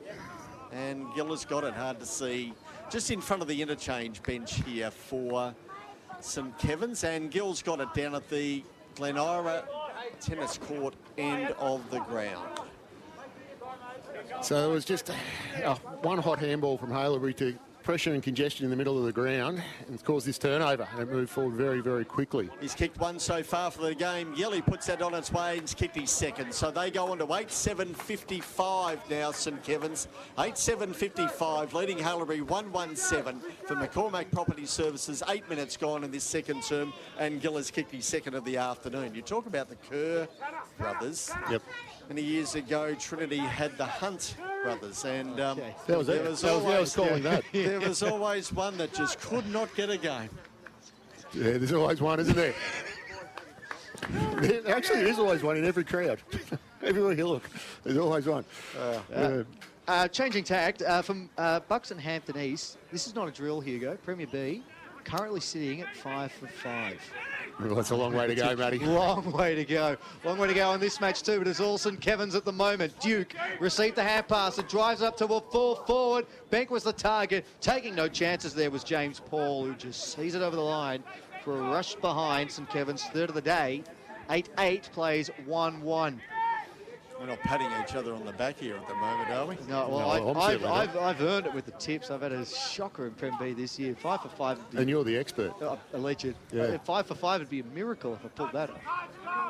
Kick back in. They all fly. No one marks. Yates was there for Haileybury. Ball on the deck. Umpire will come in eventually and throw it in the air at half back here for Haileybury, attacking to the Armidale Bowls Club end in this second term. 56 playing 7. St Kevin's had the lead. They started very quickly in that first term. Conway's got the footy, then lost it. Bell head over the footy, he lost it. Mavropoulos applies a tackle. He's brought his opponent to ground, and the umpire says, give it to me or we'll ball this one up. It's hard at the moment for Haileybury to even exit D50. Yeah. Just so much pressure on the ball. Thrown in the air. Bell and Coates got a hand on that one. Mansfield straight on to Bell and going nowhere for another ball up. So just outside the 45-metre arc here for St Kevin's, attacking into the breeze in this second term. Chopped off here by Conway, gets a kick towards centre wing, and has the mark been taken by Harrop? Yes, the umpire said he did. So Archer Harrop's got the football here for Haileybury. Centre wing, commentary side. Goes for the kick to centre half, forward up they go. Hardboard at the front of the pack. Gilliam goes in towards goal with a kick. Off the side of the boot, it goes towards the boundary line. Will it stay in? It won't. Goes over the boundary line out of play. We'll have a ball in. The other good thing about seeing Mansfield and Kerr back out there is St Kevin's had, they lost 2 to half-time with injury last start against Uni Blacks. Canning and Marnie, and Billy Bryan played out the game injured as well. So suffered heavy casualties in the last 2 starts, St Kevin's. It's good to see that some of them are back out there. Yates thumped it forward, coming back the other way. Dimitri with a kick down the line, looking for Gill. Couldn't gather it cleanly. Oh, well done, though. Bursting away there was Hodges. Got it back to Gill. His hand pass put McKenna under all sorts of pressure. Good pressure here, though, from the Bloods, and they forced the turnover. Mavropoulos looks to kick it down the line, but it's a good smother again from Ollie Gill. He's not kicking goals, he's applying pressure, and it's gone out of play. Boundary throw in right in front of us here at Princes Park. Yeah, you just said Haileybury, they've lifted their pressure, which is really good, but then St Kevin's just answer and come back with more pressure. So it's not a good day for Haileybury in that respect. Good smother there by Gill. Excellent. It's been a much more even second term to this point, just the 1 goal kicked in it. The Bloods will win the clearance here. Russell up towards half forward. The mark was taken there by Crow, who looks to switch the play, puts it out in front of Gunson, who's got time to gather the bouncing ball. He goes down the line to Matheson. Steps off his line on the left boot, floats it up towards centre half forward. Coates gathers it, gets a hand pass away to Bank, throwing his weight around again. That's not surprising. Gill goes to ground. Bank off the ground. Falls now here for Kerr. He was in 2 minds. He gave it to Mazzio, who straightens and fires. Slews off the side of the boot. Across the face. No score. Gee, he missed everything. How did he do throw that? it in the right forward pocket. It was on the right side for a right footer. I think he was trying to shape the ball in a little bit because it was a really awkward ball drop and didn't help them much. But, geez, they moved the ball fast through there, didn't they? Yes, and Blight's effort on Benk was really good, though. Did hold him up for quite a little while there. Thrown back in, out of sight of the ground, or it hit the back of McKenna. Fell here to Rainer Seckel, who got a kick in. Mansfield chops it off. Got it back to Gunson, who goes forward with a kick. Oh, and hit Benk in the chest. And a diving mark, he's taken it in his hands and knees virtually. So Benk's got it directly in front of goal here for St Kevin's, looking at their 9th of the afternoon and looking at his 2nd of the afternoon to the Glen Ira tennis court end of the ground. Yeah, you know, it's not your day when even little chaos kicks come off like that. Like, they could have gone to anyone. Yep. And it was hit him on the right chest. on the chest. And he was unattended too on his own. Correct. And it's probably the only time for the day that Rainer Seckel or someone hasn't been with him. And it's the easiest mark he's ever taken. So looking at his 2nd directly in front, looking at St Kevin's 9th of the afternoon, and he's missed. So a minor score there to St Kevin's, taking them on to 8-9-57, leading Haileybury 1-1-7, an even 50-point margin. We've gone 13.5 in this second term for McCormack Property Services. 1 goal, 2 for Jack Benk so far this afternoon. Kick in, up the line. Looking for Seckel, wasn't able to gather it cleanly. It's come loose. A free kick, though, for a hold. Will go the way of the Bloods. Billy Yates to take the kick at centre half back. And rain's starting to fall again here. Yep. Only light mizzle. Petch's pitch report will be. That's now. What That's on earth is really. It's a kick that's not going to actually count for anything, but that's going to bring down more rain. Billy Yates, and he's going to be asked to take it again because he didn't kick on the mark. He gets it now, and that's giving St Kevin's ample time to flood numbers back. So Yates is going to do exactly what he did a couple of seconds ago. He's just going to bomb it up towards centre half forward. Comes off hands at the back there. Coates roving, took on a tackle. Gathered here by Bell. Snaps high towards goal. The mark will count, and it's going to bounce! Except there's been a hold on Cameron, so the free kick will be paid to St Kevin's. There's a bit of holding. Yeah, Stefanakis gave it away. So no score. The Bloods. St Kevin's to get the ball in the last line of defence. The acting captain of the day to take it. He goes to Dimitru, and now it's gathered here by Ferguson. We're looking to waste no time. Spoil over the top there from Billy Yates. Denied Jones. And it's gone out for a boundary throw-in. Has Stefanakis denied Bell? Like, that was just a A kick off the boot, bounced on its point, went through, but unfortunately for Haileybury, Steph gave the free kick away. About to be thrown back in right in front of us here. Centre wing, commentary side. Both rucks got a hand onto that one. Noziara dispossessed, brought to ground. Duke's over the top of him. Handball along the ground, gets it out here to Ferguson, back to Stefanakis. Umpire says a free kick going Mavropoulos' way. Here for Haileybury, so an opportunity for them to go forward again here. Between centre wing and half forward, commentary side of the ground here. At Princes Park, he goes in short, bad kick, and he's just given it up.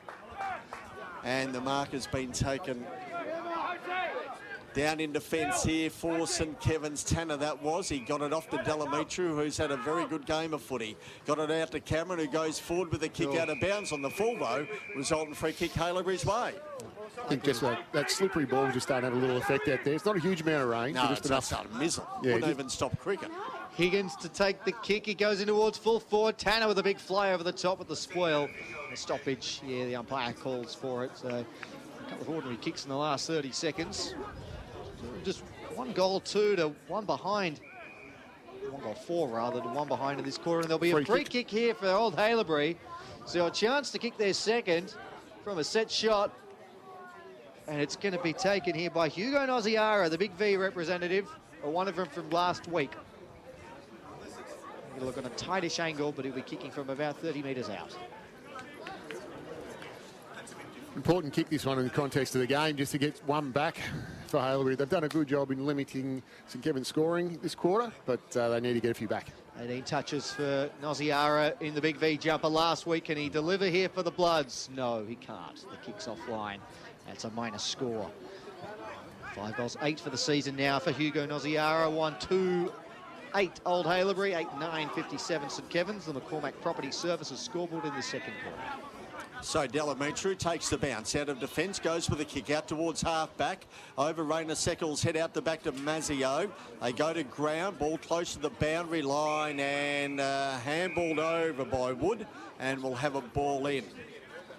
No, no Dairy Queen there. Anyway, we'll move on. Okay. Yes, called correctly here. About to be thrown back in. I know the rules. Do you? Yeah.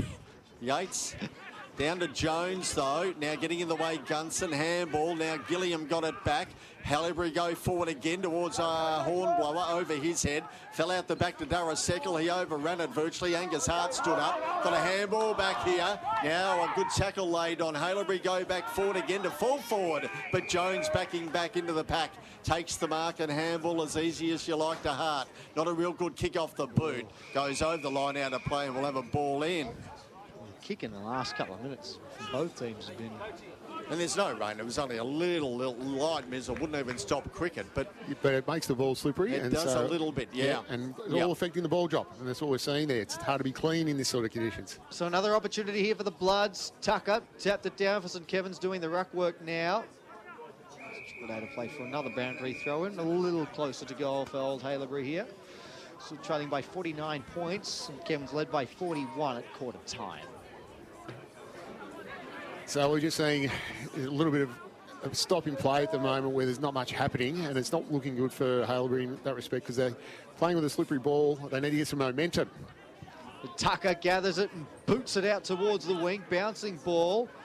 Going to be one back here by Yates, who goes up towards half forward. Higgins dropped the mark. It's going to be one here by St Kevin's. Pfeiffer, his kick was smothered. That was a good hard slap. Hit hands there, and it's gone out of play for a boundary throw-in. Approaching time on here in this second quarter. St Kevin's 7-goal-to-1 opening term. Have set the game up well for themselves, looking to make it 6 in a row. And they lead by 49 points. Toss back in again.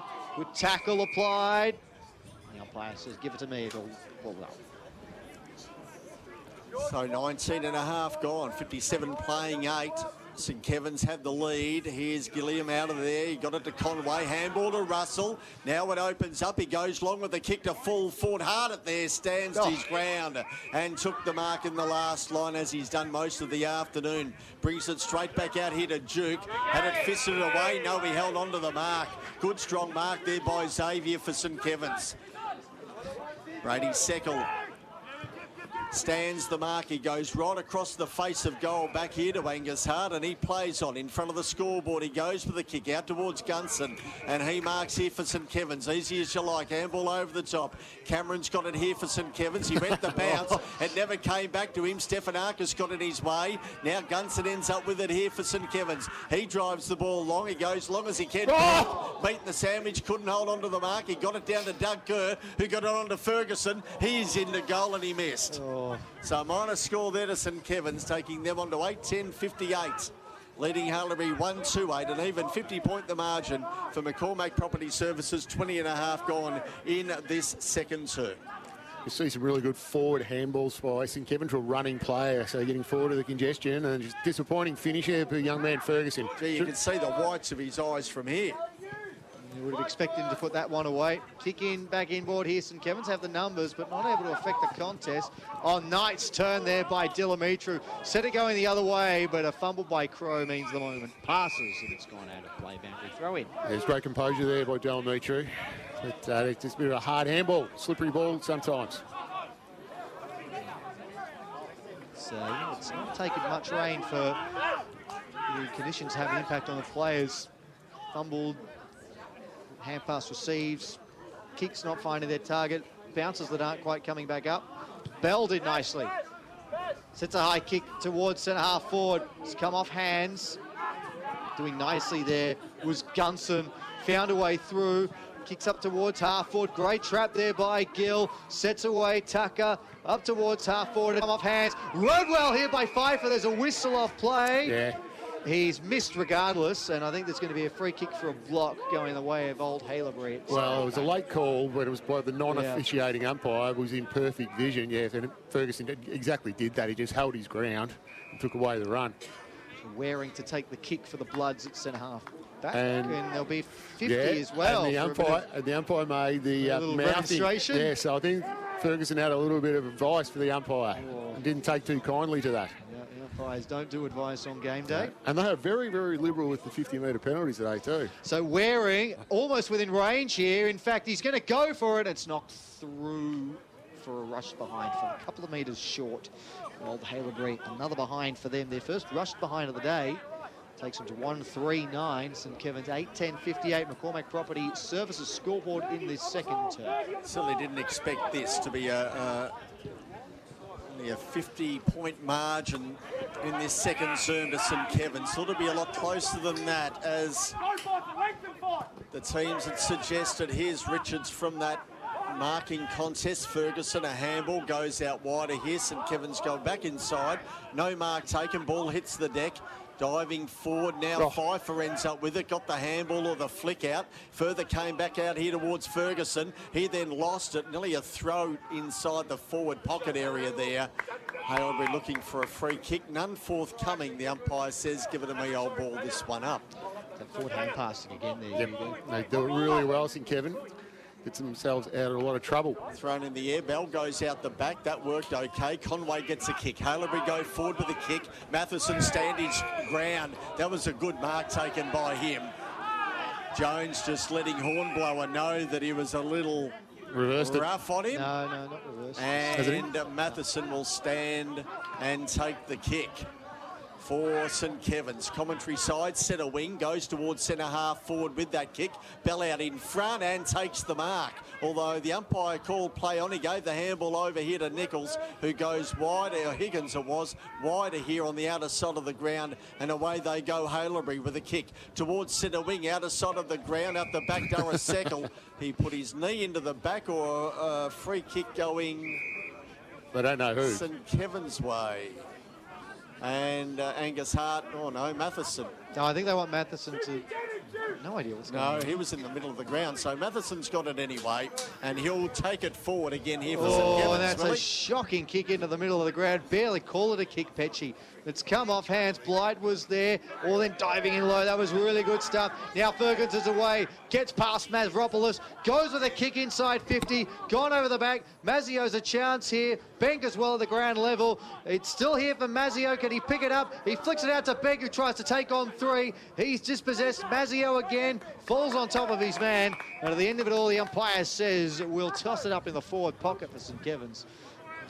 moment of chaos there, but good contest from both teams. It was forward-moving chaos from St Kevin's, though, wasn't it? You can always see that intent, that they will move forward. Bank roved it well, Oh, snapped no. towards goal. Oh, no, I'd say that would have been quite remarkable, but it's offline and behind, and we'll go down boundary and to Andrew Cox. Druzy. Just seen Alistair Richards go down to the rooms. He ran off to the bench looking pretty dejected and then pointed to his groin straight into the room, so I'll keep you posted there. They're off the spot, Victoria. Yeah, you never like to see a player dejected coming off the ground, especially pointing towards their groin area. Being dejected is not a good thing to be. No. And his run has been noticeable in this first half. No, he's been electric. So they've got a bit going on, St Kevin's, haven't they? But they're still maintaining this nice lead they've got at the moment. It's a long way back from this for Haileybury as well. 50-point margin again, 19 shots to 4. Beautiful kick into the middle of the ground. Well done, you got that one. Now Conway ends up with it. Goes up towards Stefanakis, so we had it fisted away by Delamitru, who's been very good for them in defence today. Handball McKenna, got it back to Delamitru, who goes to Hodges. St Kevin's easily work it out here to Matheson, who goes out wider with a handball to Gunson. Sat okay for him, got around Mavropoulos with a turn and a kick up towards Matheson again, and he takes the mark. Rain starts to fall again, so Matheson's got it here for St Kevin's. Trusty left foot kick goes towards centre half forward Gill, and Gill has taken the mark directly in front of goal here for St Kevin's. All started by a little forward handball out of congestion, and then they just had time and space to work it around the opposite side of the ground, and just always had the answer the whole way through. But that was an excellent mark considering the conditions. Was. Yep, And play. that ball was coming in hard too. It was. Switched play. Gill looking at his third goal of the afternoon, and St Kevin's 9. Still a slight breeze out there. Maybe not as much as it was at the start of the game, but we did see Gooden Wardner kick the first goal for Haileybury outside the distance. Here's Gill. He'll run to the 45-metre arc, put it on its way, and it's a miss. So he's missed to the right-hand side. They go on to 8-12-60, leading Haileybury 1-3-9 for McCormack Property Services, 27.5 gone in this second term. 1 goal, 7 for St Kevin's in this second quarter. There's something with that end of the ground. I think because you get the pavilion here, the wind seems to go a bit across goal at that end, so it affects the kicking. It's that swirly breeze that Andrew Cox was talking about in the pre-game. Is that the one that Petchy said was 4 goals to one end of the ground? Yeah, and then they kicked 6. So it wasn't far off, was it? No, what are you having a look at me? You fall on that like, hey, I'm not a dill. No, well, no. Far from it. Far from it. Shanahan pass, and then a kick in board straight to Delamitru. Yes. Yeah, well, just a little. That's all right. Affected the turnover. You want to get that little crack checked. While the Mothers Club go at it, Duke goes with the kick up the line, and that is out on the full. The boundary umpire had a bit of a think about that. And the kick to be taken here by Rainer Seckel in between wing and half back. Petchy, Hugo, have I got you both? No, it's right. But it's hard to be humble when you're perfect in every way, Hugo. No, it is. I couldn't agree more. We've missed VAFA Hall of Fame member Simon Petch. Confirmed member. Hodges now. That's an interesting kick up towards centre half back. It's in between a triangulation of St Kevin's players there. Matheson gathers it on the bounce. Accelerates away from his man, straightens up towards half forward, in from the side on the second attempt. A good mark taken by Ben Mansfield. Looks to wheel and go, and he finds Kerr, who's on about 45-degree angle, 50 metres out from goal. No, they just horseshoe the ground beautifully there, and that was a great effort by Mansfield coming back into there, because that looked like it was kicked over the top of him. Could have been an easy intercept mark for Haileybury, so you like to see those efforts, and the second effort as well was excellent. Just even the kicks that aren't finding their targets, like that kick backwards, they've just still got so much time to collect the ball and make an option. Here's Doug Kerr. Incoming. Looking for his third goal on the half-time siren. Looks good. He's got it. 3 for Doug Kerr on the half-time siren. Rubber stamps St Kevin's dominance here in the opening half. 9-12, 66 to 1-3-9 at the main break. The second term brought to you by McCormack Property Services. And gentlemen, it has been a dominating display from the visitors in that opening half. Yeah, it certainly has, and that hasn't been reflected on the scoreboard in that quarter. If they had a kick straighter, the damage would have been a lot worse. So it's a very, very good display for St Kevin's. They've obviously continued that form they had last week, where coach was very happy with the 4-quarter performance. Well, now he's got a 6-quarter performance, Matty, because it's continuing. And considering they've got a bit going on, a few little injury worries, but their system's very good. The way that they retain possession, they've always got an answer. Their pressure around the opposition ball causes turnovers all the time, and they capitalise. So they've got quite a few good avenues to goal as well. And for old Haileybury, what do you make of the opening Look, their half? pressure's been good, but they're probably handballing too congested too many times, and that's just indicative of St Kevin's really good pressure. So, look, we know they're undermanned at the moment. They can do with a few more troops back, but they're fighting hard, just not making. They're not getting enough forward half footy, and they're not making enough of those opportunities when we get them. So it's a long way back from here. 2 goals, 7 to 3 behind in that second quarter, Yeah. 9-12 to 1-3 at halftime. The goal scorers to this point, 3 for Doug Kerr, 2 for Ollie Gill, and then singles to Sam Tucker, Jack Bank, Tom Ferguson, and Liam Gunson for St Kevin's. And for old Haileybury, Cody Gunawardena is still the lone goal scorer for the hosts. This is VAFA William Buck Premier Man's Round 8 footy here on SEN's Match of the Day. It's halftime here at Princes Park, and it is one-way traffic, a 57-point lead for St Kevin's. So, around the halftime show coming up after this, Matthew Armstrong and Paddy Mount, the presidents of Old Haileybury and St Kevin's respectively, Hugo, are going to join us for a chat. It'll be great to see what they got up to on a week where there was no footy, and obviously both watching Big V representatives play last week, so keen to hear what they made of it all. That's coming up after this on SEN's Match of the Day. But at halftime here at Princes Park, it is St Kevin's leading by 57 points. Listen to the award-winning VAFA William Buck Premier Men's SEN Match of the Day this Saturday afternoon on the SEN app and SEN's no-delay streaming product, SEN Stadium. That's VAFA Footy, live with no delay, Saturday from 1:45 p.m. Listen via the app. Are you thinking about pulling on the boots and having a kick in 2026? If so, we'd love to have you in the VAFA. Australia's largest senior footy competition has teams suited to all ages and experience, from under-19s to seniors. Log on to vafa.com.au, check out our club directory and find a club near you. Hey guys, at GYG we never compromise on the quality of our food. That's why we only serve 100% free-range chicken. We're on a mission to reinvent fast food, because who said fast food had to be bad food? Love ya. The VAFA Rising Star Award recognises the competition's most talented young players. Each week, the VAFA Rising Star Committee receives nominations for one male and one female player aged 20 years or under who played no more than 7 senior games before this season. Our overall season winners will be declared the VAFA Rising Stars for 2026. So if your club has a young gun making their mark, nominate them now at media@vafa.com.au. Stay up to date with all the latest from the Victorian Amateur Football Association with the brand new VAFA app. Stay connected with live scores, fixtures, stats and news from across the Victorian Amateur Football Association right at your fingertips. Download the VAFA app today from the App Store or Google Play and never miss a moment. Keep up to date with everything that's happening around the VAFA by subscribing to our socials. We're on Instagram, TikTok, X, Facebook and LinkedIn.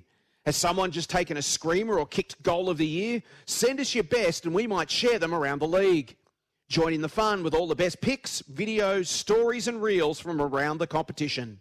They're all on VAFA socials. Search VAFA and VAFA Women's on your favourite platforms.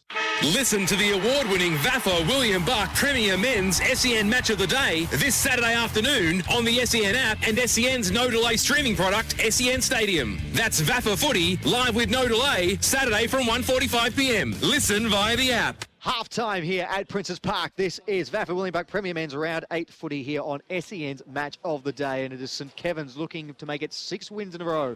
And they're off to a good start. They lead by 57 points at the main break. 9-12, 66.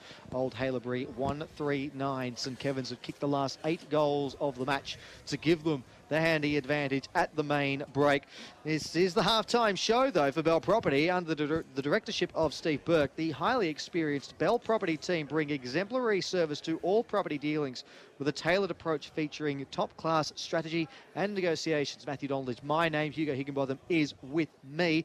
And we've got 2 very special guests here at the main break. The 2 presidents of the 2 clubs that are out here this afternoon. Matthew Armstrong of Old Haileybury and Patrick Mount of St Kevin's. Gents, welcome. Thank you. Thanks for having us. Thank you. Start with last week, because it was a big occasion, even though there was no club football last week. What do club presidents do when there is no club footy on? What did you two gents get up to? Well, we're just talking about that. I took off up the Gold Coast for a few days, Matty, and just played some golf. So that was a nice break. Very nice. Had a day down on the peninsula, which was very nice, and then Sunday at the Carlton Essendon game. I'm a big Blues man, so they got the win. It was pretty ugly, but yeah, it was good to go along and have a look, because it is hard getting to a lot of AFL games with all our duties here at VAFA level. So yeah. What's it like when you're someone who's got a very important role within a club and there's no footy just for a brief period of time? Is it easy to switch off, or can it be a bit of a challenge sometimes? I find it hard to switch off. I must admit, I was away with 8 people who feel involved at the footy club. So as much as you try to switch off and you're having a beer, and it invariably heads back to a footy conversation. So yeah, look, I find it hard to switch off. We're working on a few things here at Haileybury that we're starting to implement, starting to get some strategies in place with the school, etc., and starting to address our depth issues and things. So those conversations are ongoing. So look, yeah, I find it hard to switch off, I must admit. Yeah, there's not many down days. I even say in the off season, it's pretty much 365 days a year. There'll be an email, a phone call, something happening, and obviously we've got 11 teams and I think 360 players. So there's just so much going on, and even sort of doing some of that preparation work, because we know we're going to start to feel the pinch in the coming weeks with players going away. And I've already rounded up a couple of my former teammates who are on the wrong side of 40 now, but they're still keen to have a kick. So I've said, okay, they can come in case of emergency. So yeah, it's just, it is a constant. You just have to keep plugging away and just get through it as best you can. And even though there was no club footy last week, it was still a huge occasion, the Big V Day, representative footy over at South Australia. And you both had representatives. Matthew, for yourself, it was Brady, Ned and Hugo, and then Paddy, for yourself, it was Angus and Sam. How proud you must be of those players to play so well and to be given the opportunity to represent their state and to do it so well.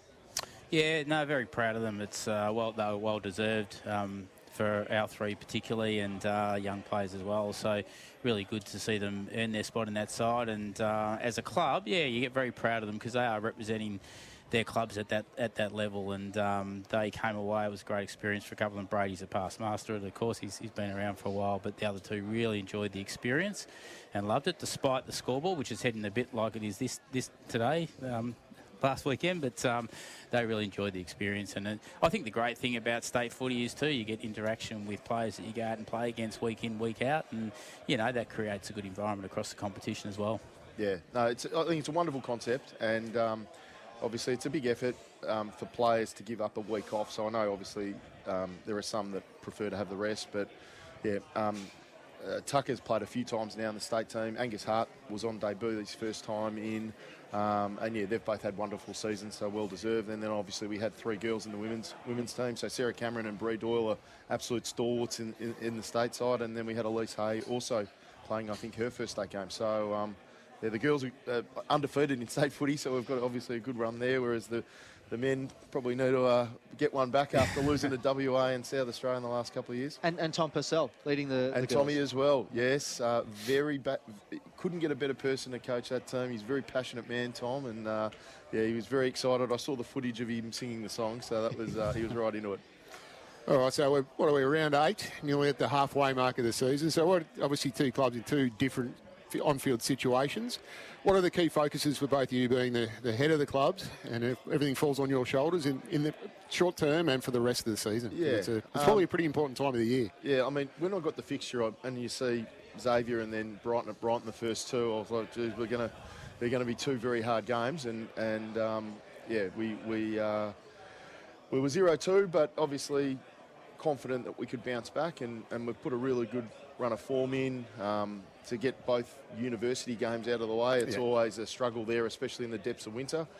So we've hit some good form. Obviously, some changes to the lineup. Some guys have come in. You know, young Dougie Kerr, he came in. He debuted in round 3, and he's just been a star since he's come into the side up forward. And yeah, it always takes you time to find the right balance and the best 22. But you know, at the moment, it's going well.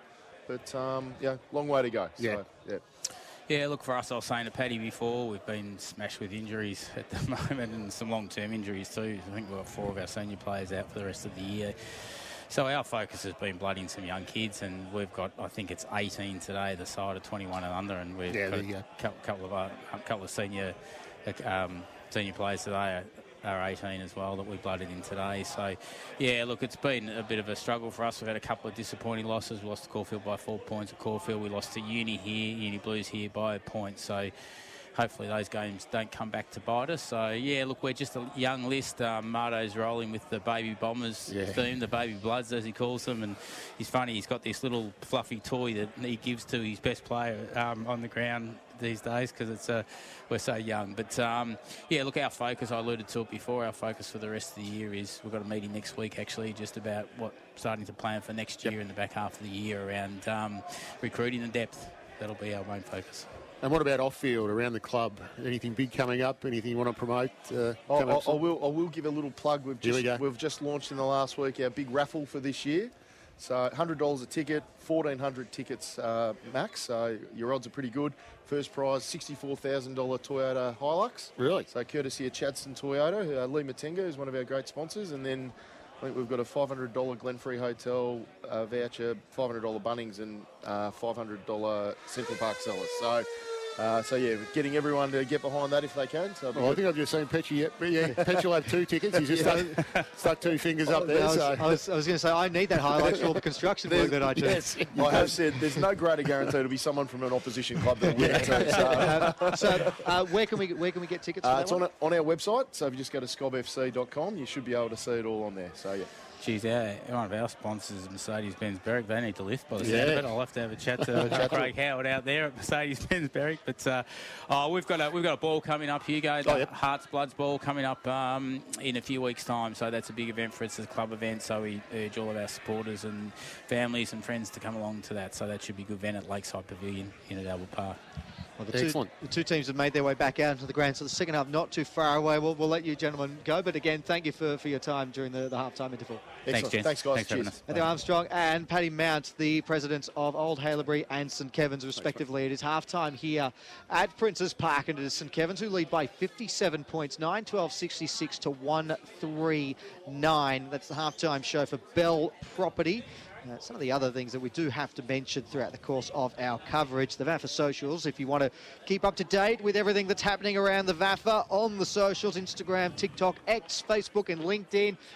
Just some of the many places where you can catch up with all the best pics, videos, stories and reels from around the competition. All you've got to do is search VAFA and VAFA Women's on your favourite platforms. And there is the official VAFA podcast for the love of the game. It is the award-winning weekly podcast. Has all the latest news, views and analysis from around the league, plus a few laughs as well with Jason Bennett, Braden May and myself, Matthew Donald. Emphasis on the laughs when it comes to my tipping, gents. Download it wherever you get your podcasts, the VAFA app as well for your live scores, ladders, upcoming fixtures and all the latest news and views. That's 24/7, so it's VAFA in the App Store and download it now. And for everything that's happening in the world of footy, the Herald Sun is the place to go, both in print and online at heraldsun.com.au. As we might go around the grounds as well for Buxton, Hampton East. Hugo Higginbotham, what have you got for us? Okay, so Melbourne Uni Oval, we've got Uni Blues 7-4-46. Just trailing Old Brighton 7-8-50. And at Glenhuntly Park, we've got Caulfield Grammar 7-8-50. Leading St Bernard's 5-3-33. Up at Daly Oval, we've got Trinity 2-4-16, trailing Old Scotch 7-2-44. Straight kicking there, Matty. We love that. It's looking good for Old Scotch. A much needed win on the cards there. Thank you. It is. And at Toorak Park, we've got a real tight one there. Old Zavs 7-3-45, trailing Uni Blacks 8-3-51. So they're Petchy's favourite team, Uni Blacks. No, well, I did say last year that I thought they'd go and upset some sides in the 4 last year, and disappointing to see the ladder. I hadn't seen the ladder for quite a while, and I've got it here in front of me somewhere. But they were down outside of the 4. They'd only won 2 games for the season, which really surprised me. And I do take notice. We might now just head down for Bell Property, head to Andrew Cox, who's been with in both the rooms at halftime. Druzy, what can you tell us? Yeah, so went into the Old Haileybury rooms first and foremost. Gunnar Wardine is out for the game with concussion. they came into the rooms and Durraseckle said what an embarrassing effort. They didn't half a contest. It's not good enough, even though SKOB are a good side. So, yeah, pretty flat change room, which you'd expect. And then for St Kevin's, they want to keep this effort up, continue with the overlap runs and lower the eyes for some of the forwards. Richards is out with a adductor injury as well. So some more fallen soldiers today, fellas. So St Kevin's down to 2 on the bench already. And then the lone goal scorer for the Bloods, Cody Gunawardena, out for the match. So it is the walking wounded here at Princes Park. It's a 57-point lead to St Kevin's. The second half begins now. Here's Simon Petch. For Hilton Manufacturing, and third term underway in rain. It's a lot heavier than what it was towards the end of that second term. Here's Gilliam out of the centre square here for Haileybury. They go towards the Glen Ira tennis court end of the ground. Chilcott got a handball over the top. Cameron in defence, a handball to Hart. High up and under kick, outside defensive 45, back into the centre square. Russell dropped it and it landed to Pfeiffer, who's brought to ground by both Russell and Brody Seckel, and will have a ball up. Yeah, they really want to have a little bit of pride in their jumper in this third term. Haileybury, that's for sure. Ferguson going to kick off the ground. Pfeiffer was dispossessed. Conway, good tackle laid on him by Gunson. He got the handball away inside the centre square. They go forward again, Haileybury. Kick off the ground there by Higgins, didn't go too far. Stacks on the mill develop. Just outside the centre square at the tennis court end of the ground, and we'll have a ball up. Hugo, that's now consecutive starts at St Kevin's have lost 2 to half-time. They're going well, but that's going to test the reserves, isn't it? It will, and I know they've got players going away in the next few weeks. I think Kerr's going overseas, so it starts to test the depth. But looking at the 2's result, they should be fine, you'd think. So Duke got a kick in out of sight of the ground. He goes towards Matheson. He goes up towards Tucker, but it had it fisted away there by Liam Wood towards the boundary line. SEN Oval will have a ball in. 57 points the margin. St Kevin's have the lead, and rain starting to get just a little heavier out here at Princes Park. Manufacturing services the needs of clients across a range of industries, including transportation, defence, civil, commercial, agricultural and healthcare. And they're our sponsors for this third term as the ball is tossed back in. And it was Noziaru who got the hand pass away to Bell. His kick didn't go very far. Higgins pounced. His hand pass a little untidy, and it's been turned over here. Well read by George Dillamitru, who goes inside 50 looking for Tucker. It's come off hands. Wood leading the race back to the ball. Applying a strong tackle there was Doug Kerr to lock things up. And has that gone out of play, or will it be a ball up? It looks like it will be. I think it's a ball up, just inside. There, yeah. So you can send that a few times today. Haileybury exit, and then they come straight back in off a turnover. It's a McKenna who got the arms free, couldn't get an effective hand pass away. Russell gathers, gets it out towards the half-back line, lands into the lap of Lucas Hornblower at centre half-back. And he wastes no time, looks to fan a kick out wide to Yates. And then Blight with a bit of a mongrel kick forward. Good luck gathering that one cleanly. Yates agriculturally goes off the ground up towards centre half forward, bouncing football, asking a lot of Chilcott, who's got 3 to contend with. And the 3 win out. That's a beautiful kick from Duke, and it sets St Kevin's away. One more inside 50. Tucker was nudged under the ball illegally and will get the free kick. He'll be on a tight angle here, Sam Tucker, but he could not be in better hands. He is one of the best kicks for goal in the competition, Sam Tucker. Just on that transition on turnover again. Just to rinse and repeat. And just great vision out there. And then he's a very dangerous player, Tucker. He did not have many options, so just edged him under the ball slightly. So, but it moves at pace for St Kevin's. And they do tend to find that loose out the back as well. Even in conditions that are looking a little less conducive for slick football, they still move that swiftly from one end to the other. 1 goal straight for Sam Tucker this afternoon. What a kick. That's a great set shot. No less than what we've come to expect from Sam Tucker this season. He's got 2, and it takes him up to 26 goals, 5 for the campaign. He kicked 2 for the Big V last week, and he's got 2 again today. 10-12, 66 plays, 139 on the Hilton Manufacturing scoreboard. And St Kevin's keep on keeping on. Yes, goals off turnover, Matty. There's been quite a few of those today. So it's not... and that's a pressure and a work rate thing from Haileybury. Moving forward, you can accept skill errors, turnovers. It's what you do after the turnover. You've got to take away the options and put pressure back on the opposition. Otherwise, you get that slingshot transition. And we've seen that quite a few times today. Got a bit of lolly stuck in the teeth still. Yeah, a bit of snake. No, it was a strawberry. You haven't left too many of them for anyone. Well, they're free, aren't they? Well, I don't know. Noziara got a kick outside the centre square. Chilcott at the bottom of the pack. Well, he waited for the cavalry to arrive, and they did. And the umpires picked out a free kick and will go Noziara's way here. Or Conway. No, Conway it is out there. No, it is Noziara. It's probably so he's got it. Probably a testing distance there. I'm talking about just outside the arc of 40. Yeah, so the rain's getting a bit heavier. And the last thing they needed was this, because it really puts them right behind the 8 ball if they're not already with this rain falling. 72 playing 9. Noziara's got the footy here for Haileybury. Looking at his first shot at goal, won't make the distance. It'll drop short. In fact, Palm back into play here by the defence of St Kevin's. Fell to Gilliam, who got it to Chilcott into goal. He's kicked it. So Chilcott gets their second goal of the afternoon down at the Glen Ira tennis court end of the ground.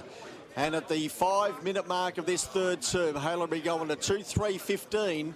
A long way behind St Kevin's on 10-12-72. And that on the Hilton Manufacturing scoreboard. And Chilcott kicks his first goal of the afternoon. That was a better result. Right spot. Yeah, it was a better result because if it had gone through for a behind, then it's back in the opposition's hands, and it was always in a dangerous spot. So that's why I like the deep entries, even though that was a shot on goal that was always going to drop short. That was an opportunistic goal, which they needed. St Kevin's just fisted that ball back into play. It didn't go through for a minor score, so it opened up the door there for Chilcott, and he took full advantage. It was a forward defensive pressure of Haileybury that kept it alive too, so that was good. So back in the middle again. This rain is going to wreak havoc with the centre of the ground as Coates and Bell do battle. Coates tapped that one down. McKenna had it and then lost it. Ziara in there. Umbrella just went across my vision there for a second, but it's gathered here by Hodges, who goes with the outside of the boot up towards half forward. Mazzio flicked that nicely for McKenna, who just about gathered it in. Hands it over looking for Pfeiffer. He gathers it, tucked up against the boundary line, hands it back infield to Mazzio, who scrubbers a kick forward and will just take the distance. It's trickled out of play for a boundary throw. It never looked like scoring.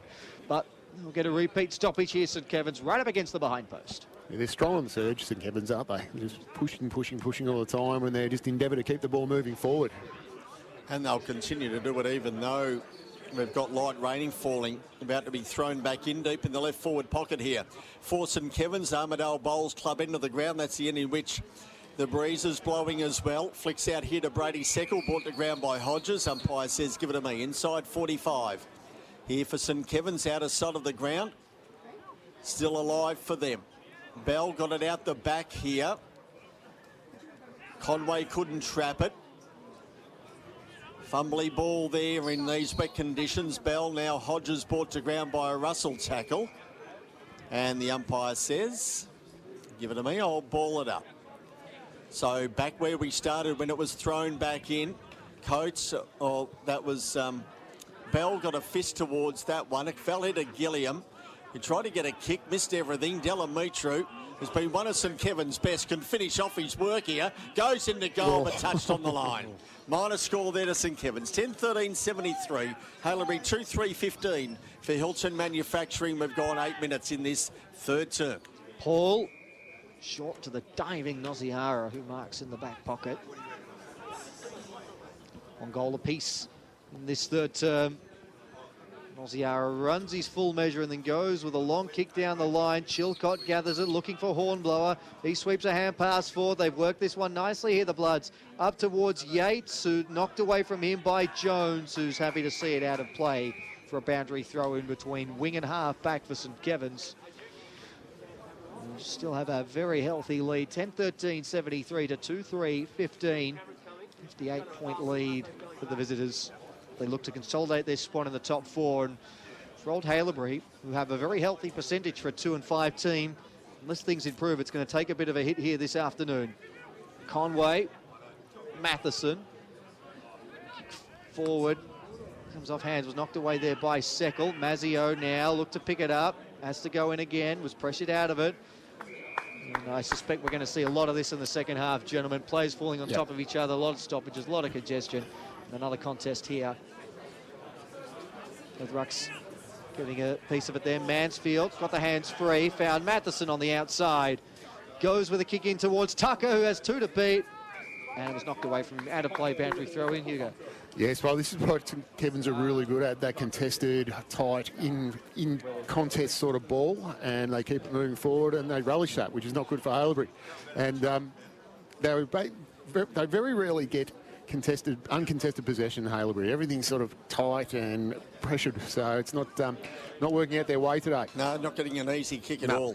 Haven't been allowed to since they ran onto the ground. Thrown back in deep in the left forward pocket here for St Kevin's. Armidale Bowls Club into the ground, roving it, going through Gill. He got it to his boot on the ground. He got it out somehow. Bell ends up with it, kicks it out of bounds on the full. Resultant free kick going St Kevin's way in Mansfield.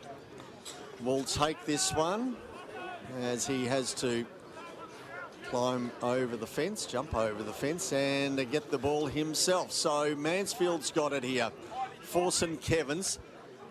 As I said, kicking with the breeze in this third term. 10-13-73 St Kevin's, 2-3-15 Haileybury. And we've gone just on 10 minutes in this third term. Mansfield puts it high to the goal square. Fist of players there, Bell there. Running through was Mazzio, couldn't rove it properly, and it goes through for a minor score. 10-14-74 St Kevin's, 2-3-15 Haileybury for Hilton Manufacturing. 10.5 played in this third term. 3 goals, 9 since quarter time for St Kevin's, so it's already a big margin, could have been even bigger. Although there've been 5 rushed behinds for St Kevin's this afternoon. Hart had it in good position there, was knocked away from him, and Hodges applies the tackle to lock things up.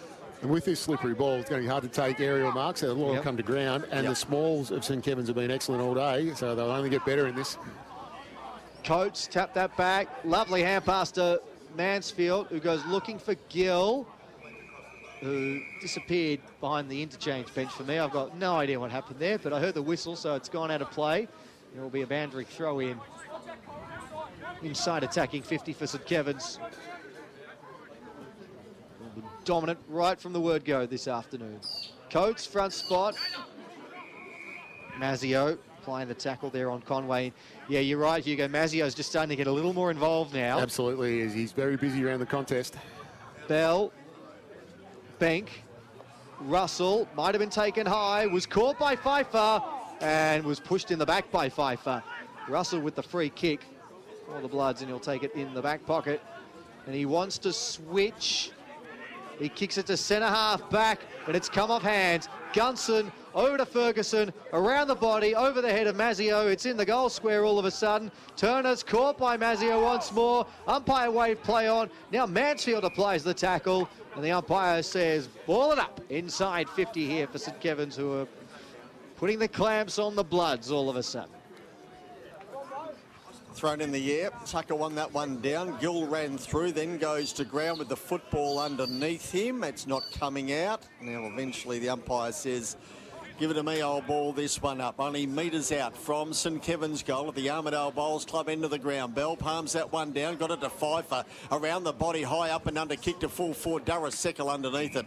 He takes the mark in the last line of defence here for Haileybury. Goes in short, still inside defensive 45. Found Russell and away he goes. Kicks outside defensive 45. Up towards Conway. He takes the mark on the chest. Goes all the way back towards half-back. In front of the scoreboard and goes up to Stephanakis. And he takes the mark here for Haileybury. 10-14-74 St Kevin's, 2-3-15 Haileybury. A long way behind. They kick up towards centre wing. Angus Hart goes up and takes the mark. He's done that all of the afternoon today. And he takes another one there on centre wing for St Kevin's. Back virtually whence it came. He got it here towards Kerr and he marks. So Doug's got it. He wheels around onto his right. Goes long with the kick down towards full forward. Tucker there set himself. Couldn't mark. Fell to Bank. He overran it. And out the back was Harrop here for Haileybury. Back towards Bell, who goes up. Fist away by Coates. Fell to ground here, and Duke goes towards the boundary line with the footy, and it goes over. We'll have a ball in. No, we won't. We'll have a Dairy Queen. Oh, okay. Petchy. Right. Okay. It came off the boot of Duke. Or an examination. Another one we can go Paul with here. wants to go in short. And again, another one here to Conway at centre half back. You wouldn't want to be an examiner, would you? Oh, they're playing with a bit of fire here, Old Haileybury, and a high kick, aimless, straight down the chest of Gunson, who almost sat on it like he was a chicken there. And the umpire says, give it to me. Just fell through the breadbasket there of Gunson. Yeah, that was perceived pressure and then a slippery ball. So it was a combination of two things. Petchy's writing notes here. I'm getting concerned. Yeah, no, that's a worry when Petchy, because it's a joke that can't go to air. Yeah, absolutely. But he wants us to know about it. Absolutely. Noziara bursts away, kicks up towards half forward. Gathered here by Hunt. Oh, how clean was that pickup? Then goes with the outside of the boot, inside 50. Tucker the target. It's gone past him. Numbers favour Old Haileybury, and Seckel couldn't keep it in play. It's gone out of play. Boundary throw in inside attacking 50 for St Kevin's. Angus Hart has been excellent. Yes, terrific. I was going to mention that. He's started a lot of forward attacks from that position. He's read the play very well. As we've just noticed, Jack Benk has come to the bench. It's not often a key defender who's going to win the Skins Player of the Game. Angus Hart. We don't go early here. He's putting his hand up as a potential contender here. As the ball's tossed back in. Mazzio fighting for it hard once more. And it's come out now to Tucker. Shrugged the tackle. Looks to get the hand pass away. Seckel was there. Oh, and a snap from Gill. And it has been touched off the boot. It's a behind there. Ollie Gill couldn't kick his third of the afternoon.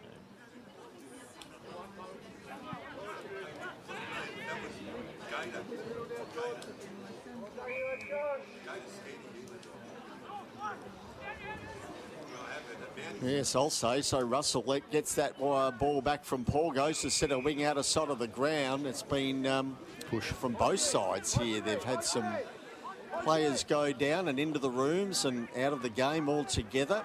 Gunnar Wardner, who kicked the first goal for Haileybury, is out with concussion. So everyone out there really playing the game hard as they can and going down with some injuries. Here's Turner, goes across the face of goal, or dangerous, but it will work out okay. Haileybury might just get out of danger momentarily. They came back to the coach though, heard the call from Hodges, gave the handball, slipped back here towards Mavropoulos. Great tackle laid on him by Mazzio. Ball hits the deck, Pfeiffer goes in after it again. Now it came to Conway, he got it out to Mavropoulos, who got it to Stephanakis, and a high ball to centre wing, fished away, no hard again. Takes the mark on his chest here for St Kevin's, right in front of us. Centre wing commentary side of the ground. He's looking every which way except forward. Now he goes long with the kick, down towards half forward. Players set themselves. Fist comes from behind, goes over the line out of play. We'll have a ball in. Hugo, it's been a really bruising game today. It has. Mazzio hit about 3 in that little contest before, so he goes about it very well. It's not just the injuries, it's heavy hits and tackles being applied all over the ground from both teams. That's the game, isn't it? Being played brutally but fairly. Toss back in Coates' front spot, gathered by Hodges. Got free of the tackle, or he hands it back to a ruckman. That's never wise. Ferguson off a step. High kick up towards full forward. This will take a good mark. It's knocked away in towards the pocket, and Dara Seckel just scoots it over the line. And another boundary throw. We've had a lot of boundary throw-ins in this third term, and most of them have been inside St Kevin's attacking 50. They lead by 60 points on the Hilton Manufacturing scoreboard. As the umpire restarts play once more, Tucker, Russell, Bell gathered it, spirals a kick out towards centre-half back. Gunson gathered it, but there's a free kick for a hold going the way of the Bloods, so they'll get a bit of respite here. The kick to be taken by Gilliam. Goes with the switch, and that's safe enough. Blate. Well, that's put a bit of air on that for Russell, and that allowed Hodges to cut across and affect the kick. And guess what, gents? It's another boundary throw-in. Okay, that's good. It's different from a stoppage, I suppose. Yeah. That's the way the game's gone at the moment. Nice change of pace. Yes, it is. It is, but conditions are dictating that, and then the pressure of the game. But it's still being played in St Kevin's half, which is concerning for Haileybury. So Bamber Road, side of the ground, thrown back in, outer side of the ground to where we sit in the commentary area today. McKenna got a kick away, goes towards half forward. It will bounce out of play, and we'll have a ball in, will we? Yes. So a ball in coming just outside the 45, or inside the 45-metre arc here for St Kevin's. 10-15-75 St Kevin's, 2-3-15 Haileybury. Nearly 19 minutes played in this third term. It's been all St Kevin's right from the word go. Thrown back in, fella coach's bootlaces. Now Duke picks it up. He goes into goal across the face, won't score. In fact, out of bounds on the full. And the resultant free kick to go to Turner here for Haileybury, who brings it back in dangerously. Across the face here to Paul. They go to the outer side of the ground, and Mark taken out there. And Noziara plays on. Kick towards centre wing. Ball bounce in front of Conway. He didn't trap it. It fell out of Coates. He got it with a handball. He gave a handball away. Matheson bent down. Tried to get rid of it. It slipped out. Now Chilcott got it back. Here to Brady Seckel. That was close. No collision there. Gill got a handball back here to Duke, though. He comes back inside the centre square here to Delamitru, and he takes the mark for St Kevin's. Crow and Conway, excellent commitment from both of them. Oh, and a good kick from Delamitru to Ferguson, who was caught high. Free kick. And he goes in towards the pocket. Tucker lost sight of it completely. Pfeiffer slipped over. Got to his feet. That's an amazing goal. Will Pfeiffer, that's out of this world. He reached out to grab the ball, he slipped over, he got to his feet, he snapped it all in one motion, and it somehow floated through. That is the goal of the day, one of the contenders for goal of the year. Beat our body corporate management. That's a moment of genius from Will Pfeiffer. That was an excellent piece of work. But on the back, I'm just texting Senchi at the moment. So timestamp that one, clip that one up, Senchi. What do they say? Put that on the socials? Put that on those socials. Yes, but no, that was excellent. But it's the team defence of St Kevin's. It always keeps them in the game. Thrown back up again in the middle. After all of that, is Ferguson out of the centre. He goes out wider here with a kick to Duke. Has to beat Higgins to the football. He did just that. He had Gunson in support. Ball now on the deck. Chilcott head over it. Higgins goes back in after it. Got it to Stephanakis, who got a handball to Noziara, who was looking there for Gilliam, but it went over the line out of play. Delamitru ends up with a free kick. Comes back into the middle here to Matheson. St Kevin's to go forward again. He gets around Blight with a kick. Right for a left foot kick, a wobbly one back towards half forward, and Pfeiffer has taken the mark on his chest. So from one side of the ground to the other here, Will. And he'll line up for another shot at goal here for St Kevin's. He's kicked one so far today, which you just saw and heard, and he's lining up for his second and St Kevin's 12th of the afternoon. Outer side of the ground, puts it on its way. Ahmed Al Bowls club, end of the ground, that's a ripper. So Pfeiffer kicks his second, St Kevin's kick their 12th. They go on to 12-15-87. Haileybury 2-3-15. We've gone 21.5 in this third term for Hilton Manufacturing. He's the man of the moment, Pfeiffer, isn't he? Yeah. Get him right in there. But once again, I said that team defence keeps them in the play the whole time, and then they've just got so many options going forward. An amazing spread of goal kickers they have. And when you've got goals like that being scored, it's a dangerous proposition for the opposition. 7. On my list, 7 single goal kickers here for the game today. Well, that's your list, so it could be 8 or it could be 6. No, it's a 7. Either that or we both can't count. It's 7. It is 7. So he didn't go to the dentist? No. I don't think they're open on Saturdays. Might have to. What did you keep the teeth in the milk until Monday? Yes. Now we're talking about milk. There's an interesting fact here. Do you know that Petch pours his milk into the lid of the milk and then into the teeth? That's okay. We measure things at home. Yeah, okay. Lid by lid. Up towards half forward, the kick. Kerr completely lost sight of that. He thought it was going over his head. He gathers it now. He straightens. He goes towards the pocket. Bank back on the ground, off hands. Gill's taken over the boundary line. And it will be tossed in for a boundary throw. And we haven't had one of those for at least 90 seconds, gents. So. Yep. It even surprised the canteen operator that I did that. But anyway, that doesn't matter. Little things that you do. I saw he went and washed the cap. The boundary throw in here inside, attacking 50 for St Kevin's again. 23.5 gone here in this third term. Yates front spot. Duke gathered it, caught by Higgins straight away. And has that gone out of play too, or is that just inside, I believe? Once again. Never weaned yourself off anything, Hugo?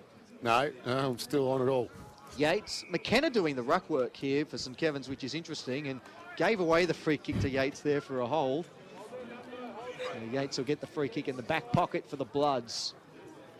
Eventually, ball is back to him now. time is put back on. I would say 80% of this quarter, the ball's been in St Kevin's forward half, which is not great for Haileybury. No. They've made it the most of it.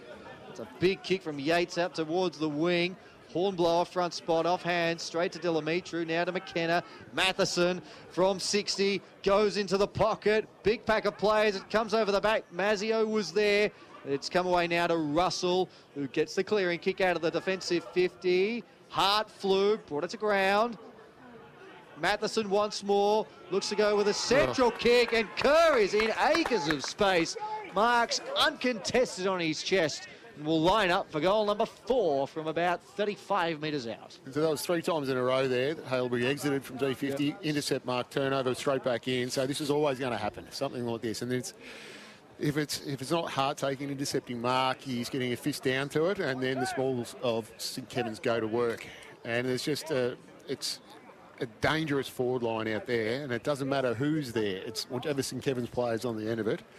It's it's a really, this is a sort of making a statement type game for St Kevin's. Doug Kerr looking to kick his 4th goal of the afternoon, and he maintains his perfect streak in front of the big sticks today. 4 straight for Kerr, another one for St Kevin's. That takes Kerr up to 19 goals for the season. St Kevin's, well, the 2nd most goals kicked by anyone from St Kevin's, behind only Sam Tucker. This is a forward line that doesn't even have Kaczynski in it at the moment. They are firing on all cylinders, the Skobbers. So I know you went a little bit early, Matty, and you're praying to this with naming Angus Hart as the Skins player of the day. But how many was on the podium. How many does Kerr have to kick to get a look in? I reckon if he... Well, I reckon he's on the podium now. Yeah. And how the next quarter goes, whether he gets another couple, decides it, I think. Okay. In other words, you've gone too early. So you're just backtracking now. No, there's no point doing that. You're just backtracking. So how about we just shut that one down straight away? Hey, I've been guilty of going early. Don't worry about that. It's still on the tape, isn't it? Yeah. They keep replaying it. Here's Cameron out of the defence now. That's a good tackle, McKenna. That was a hard one. You could hear that in the effects mic. Now, Matheson brought to ground by Chilcott. Some harsh tackling going on out there. Gunson clears the ball to Duke, though, and St Kevin's work it out to the outer side of the ground. So Duke's got it. Short little left foot kick. Didn't work really to Hart, but he had an eternity to pick it up. Handball back along the ground here to Duke, but then he was beaten the football there by Higgins. Haileybury go forward. A kick towards half forward. No one takes the mark. Out the back there is Kennedy. He goes into goal and he's missed. Minor score, 2-4-16. Haileybury 13-15, 93 St Kevin's. For Hilton Manufacturing, we've gone just on 27 in this 3rd term. Bring the ball back into play here. Out and short to Jones. Gives the hand pass back once more. And then it's a good smother there. And Chilcott's received it now, and he goes with a kick in towards the forward pocket, but it's no good. It's ill-directed. Straight to Jones. It's good pressure there by Kennedy initially to win the ball back. And now Delamitru at fullback to Hart. He goes up the line. The mark was dropped. And that allows old Haileybury to apply pressure in Higgins. And locks things up. We'll say on a serious note. Serious? Yeah, when it comes to the player of the match. Really? When it all, we're going to be revisiting this, yes, are we? We are. We'll do it for the next quarter of a bit. Chilcott, we had a bit of a fumble there. Coates goes in, it's a free kick, and it's going to go the way of the big fella from St Kevin's. Now, when it comes reversing over this. You're not playing politics with this one, are you? To Matheson, now it's centre half back. Away for the next stoppage in play, hands it over the top to Mansfield. Back to Matheson, who kept running. Drives a long kick towards full forward. Goal of the day! How many do you want? Matheson from a mile out. I don't think so. Started the move at centre half back. Sit down, Matt. Chased his own kick, ran the length of the ground, and drove it along from 60. Another one for Beadell Body Corporate Management. That is a beauty for Matheson. It was good. Yeah, it was a good goal. That's okay. It was a good goal. Not as good as 5, huh? No, it wasn't. No. Pretty good. It'll be good for the socials when they just comment. You'll be all over that one. No, that was good. But see, that was just way too easy from half-back. There's no pressure on the player running through the middle of the ground. Excellent run, excellent execution. First goal for Matheson today. Was that First goal for the season. 8 goal kickers? Yes, it is. We're up to 8. Here's Bell out of the middle. He tried to kick, and he did. He got one out of the centre square up towards Stefanakis. Fist away by Hart. Ball fell to ground. Hornblower there. He went the handball. Then he was held up by Hart. Umpire says over the shoulder. And Hornblower will get the free kick here for Haileybury. Attacking to the Glenora tennis court end of the ground. He goes out wider here into towards the pocket. That's where Stefanakis led. He couldn't trap it before the boundary line. It went over, and we'll have a ball in. I do like to err on the side of defenders when you're tossing up, because they don't get a lot of love when it comes to player of the match. Very true. Sort of Very true. He's still going. Yeah, we've still got a quarter and a couple of minutes to keep going on that one. I'm riding this one all the way. I want the defender to get it. Yeah. Throw back in. I love your passion for it, Matty. Yes. us fellow stoppers down back, we've got to look out for each other, Petchy. I think it's because he's got a touch of red in his hair like you as well. That's what I'm starting to pick up. I think if you look at that, Angus Hart does have a slight tinge of red. Rightio. I haven't looked closely enough. And ball bobbles around here. Inside 45, Mavropoulos puts it on the boot. Goes high up and under towards the forward pocket, and Hart fists away. Goes back to Hornblower. Now back to Brady Seckel. He goes in towards goal. And he's kicked it through for a minus score. Good recovery. So minus score there to, well, I couldn't see. I just noticed the body language. 2-5-17 Haileybury, 14-15, 99 St Kevin's, 30.5 gone in this third term for Hilton Manufacturing. Dillamitru with a kick up towards the wing, and a good mark there by Jurasekal on his chest, about 8 deep in the marking contest, and it's been reversed. No, it hasn't. No, they've just tried to clear the area. We've fallen for that a couple of times today. Kicking board to Paul. The other Seckel goes up the line now to Blight. Marked it on the wing. Goes up towards half forward. Big pack of players again. A few got hands to it. Jones and Conway. And the boundary line beats them both. It's gone out in play. Once more, another boundary throw. And this time at left half forward for the Bloods. Rain's starting to come down out there now. It's getting heavy up. 82 points. St Kevin's one away from tanning up. Point away, that is. Ferguson. Oh, he slid into his own man there in Gunson. Gunson's a little slow to get up, and Blight is down, and he looks in a bit of trouble as well. In the middle of all that, there's a free kick going the way of St Kevin's. Second thought it was his. In fact, it is his. It's going the way of Blight, who looks to be a little ginger.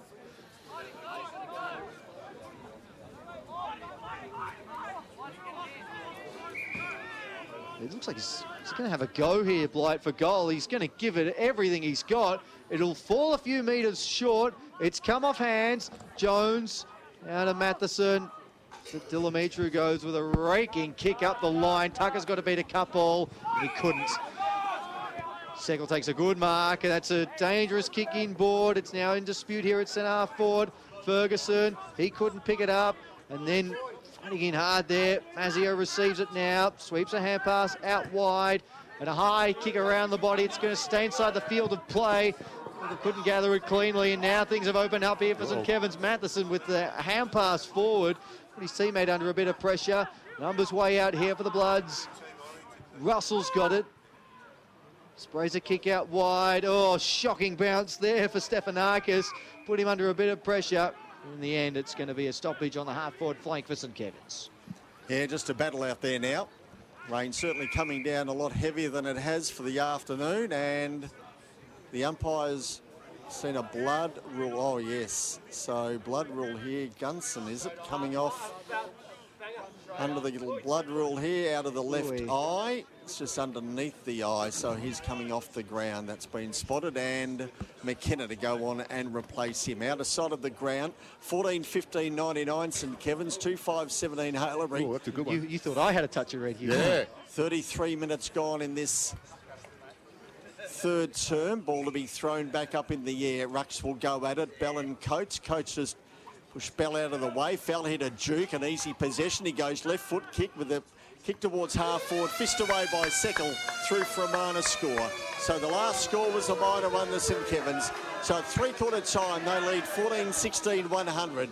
Haileybury on 2-5-17 for Hilton Manufacturing. That quarter going nearly 34 minutes. Goal scorers at three-quarter time. 4 for Doug Kerr, 2 to Will Pfeiffer and Ollie Gill.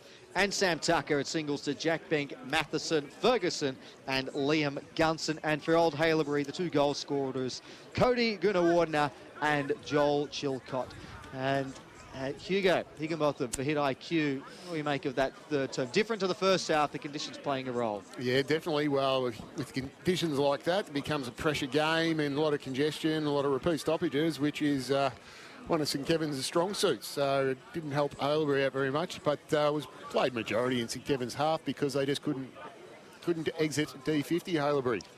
So it was repeat entry, and it was basically always going to be a few goals kicked then because just a weighted numbers of entries. And that quarter, it was 5 goals 4 to 2 goals 2 to 1 goal 2. My apologies, in favour of St Kevin's. This is the VAFA William Buck Premier Men's Round 8 footy action here on SEN's Match of the Day. An 83-point lead to St Kevin's as we turn for home. The last quarter coming up right after this.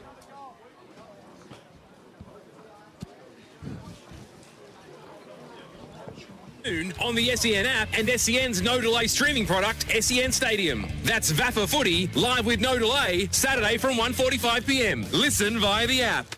Are you thinking about pulling on the boots and having a kick in 2026? If so, we'd love to have you in the VAFA. Australia's largest senior footy competition has teams suited to all ages and experience, from under-19s to seniors. Log on to vafa.com.au, check out our club directory and find a club near you. Hey guys, at GYG we never compromise on the quality of our food. That's why we only serve 100% free-range chicken. We're on a mission to reinvent fast food, because who said fast food had to be bad food? Love ya. The VAFA Rising Star Award recognises the competition's most talented young players. Each week, the VAFA Rising Star Committee receives nominations for 1 male and 1 female player aged 20 years or under who played no more than 7 senior games before this season. Our overall season winners will be declared the VAFA Rising Stars for 2026. So if your club has a young gun making their mark, nominate them now at media@vafa.com.au. Stay up to date with all the latest from the Victorian Amateur Football Association with the brand new VAFA app. Stay connected with live scores, fixtures, stats and news from across the Victorian Amateur Football Association right at your fingertips. Download the VAFA app today from the App Store or Google Play and never miss a moment. Keep up to date with everything that's happening around the VAFA by subscribing to our socials. We're on Instagram, TikTok, X, Facebook and LinkedIn. Has someone just taken a screamer or kicked goal of the year? Send us your best and we might share them around the league. Join in the fun with all the best pics, videos, stories and reels from around the competition. They're all on VAFA socials. Search VAFA and VAFA Women's on your favourite platforms. Listen to the award-winning VAFA William Buck Premier Men's SEN Match of the Day this Saturday afternoon on the SEN app and SEN's no delay streaming product, SEN Stadium. That's VAFA Footy, live with no delay, Saturday from 1:45 p.m. Listen via the app. Three-quarter time here at Princes Park. VAFA William Buck Match of the Day here on the SEN app, and it is St Kevin's who hold an 83-point lead over Old Haileybury at this stage. What we will do now is we will head down to ground level and catch Guy Martin addressing his Old Haileybury Chargers.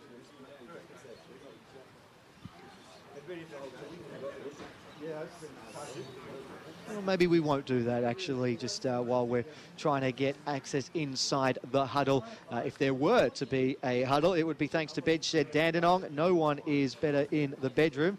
That's for the third quarter, and for the first quarter when we spoke with Anthony Lynch and St Kevin's, that one was for advertising associates delivering successful work for their clients for over 30 years. Matthew Donald, Hugo Higginbotham and Simon Petch here in the commentary position. Gents, what are we looking for in this final term? Because the Dyers cast is going to be a big St Kevin's win. So what are we looking for here? Well, for Haileybury's point of view, you're looking for a positive. You want to see some good ball movement. You want to see some retention of possession, and you want to see some forward half footy, mate. And pride. Yeah. Pride in the jumper. That's what you want to see. You want to see them at least finish the game off by kicking some goal, like they've only kicked 2 for the game so far. So we'll head down now. Andrew Cox has got Guy Martin, the coach of Old Haileybury, with him.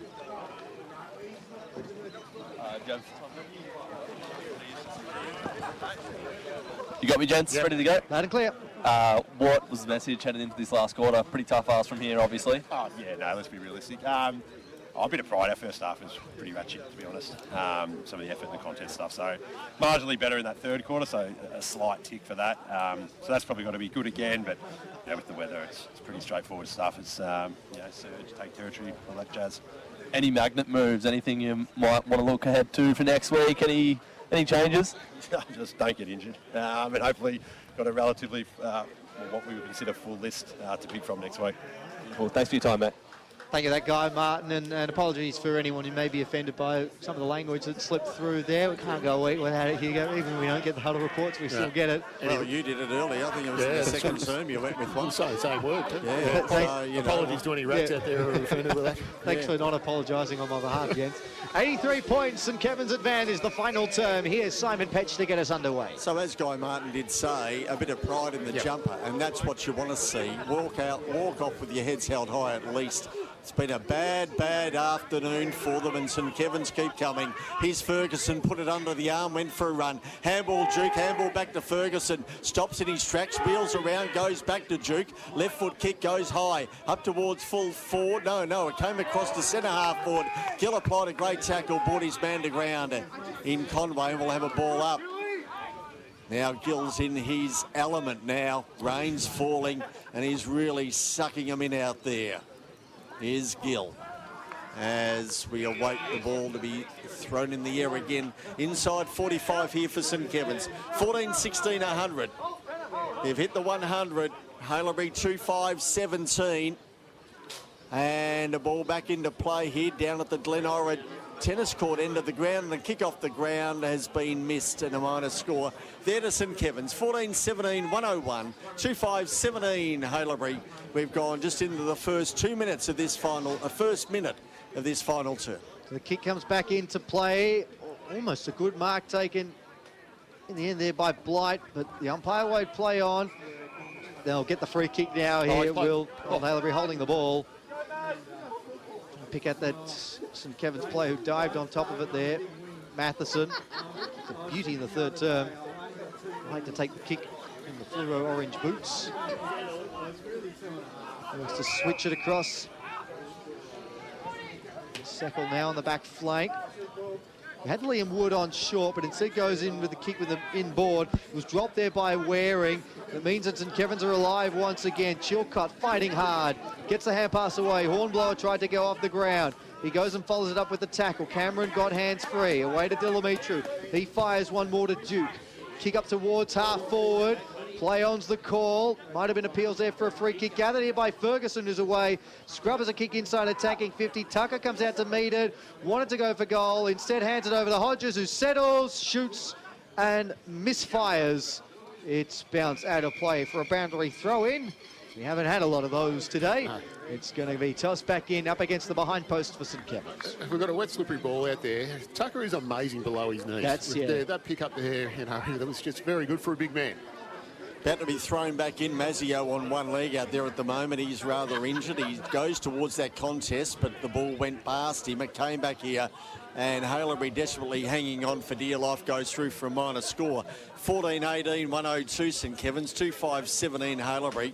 And we've gone just on 3 minutes in this final term as St Kevin's, they kick the ball back in, and a free kick going Haileybury's way. That feels unnecessary in these conditions. Yeah, I think so too. And Yates to take it. Yates to take it here for them. So commentary side of the ground. Well, he hugged the boundary line. He goes towards the half-forward flank area through the arms of Durra-Seckle and out the back Delamitru. He goes with a kick out wide here to Matheson, and away he goes with the left foot kick towards centre wing outer side of the ground to Gill. He takes the mark and plays on straight away. Conway virtually fell over. Gill goes in towards half-forward to Tucker. Held on to after the contest. No free kick.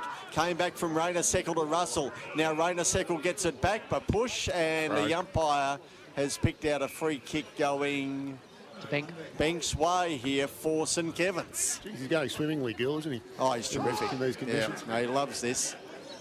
The more rain, the better for Gill. The more water on the ground, the better for him. Yeah. And Banks. A couple of little castles out there do well for him as well. Yeah. Yeah. But he's certainly not playing like a fish out of water, that's for sure. He's enjoying these conditions. Here's Bank.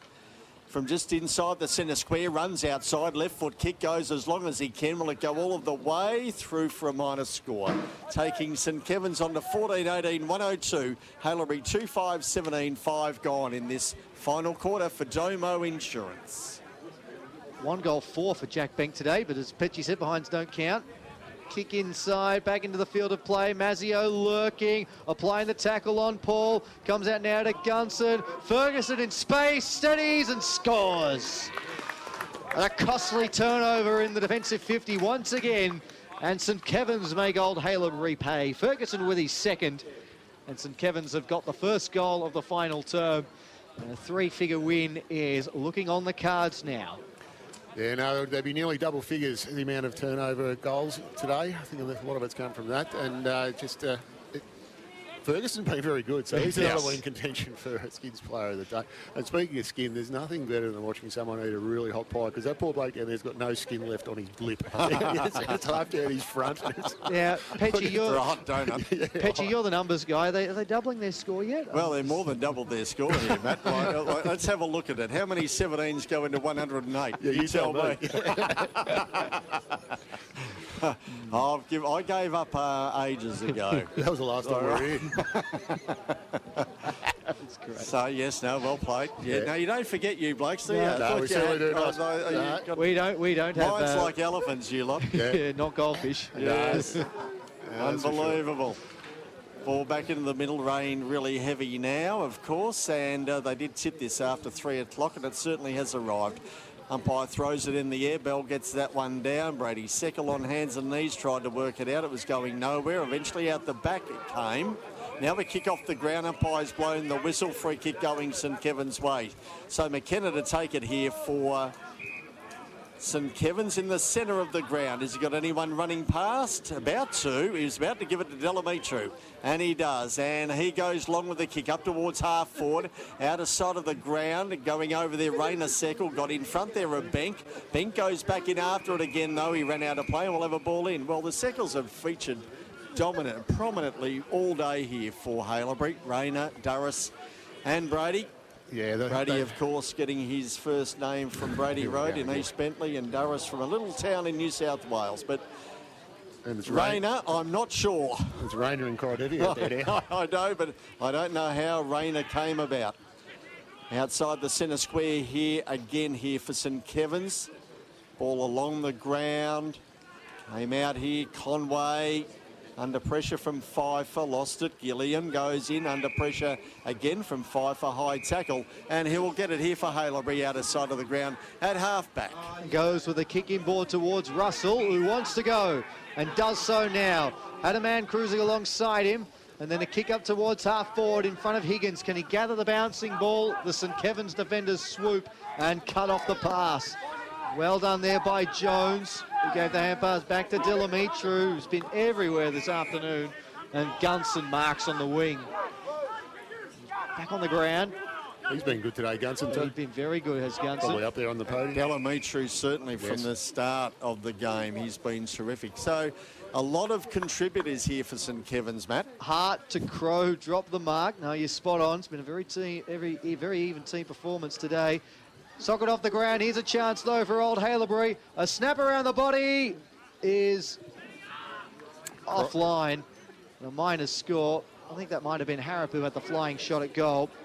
It's a behind 2-6-18 to 15-18, 108 on this final quarter scoreboard for Domo Insurance. And the wind has certainly dropped. So since the rains got heavier, the wind has certainly died out there. So really no advantage to either end in this final term. As far as the breeze. Down at the Armidale Bowls Club into the ground. That's the end in which Haileybury go. Angus Hart's got the mark.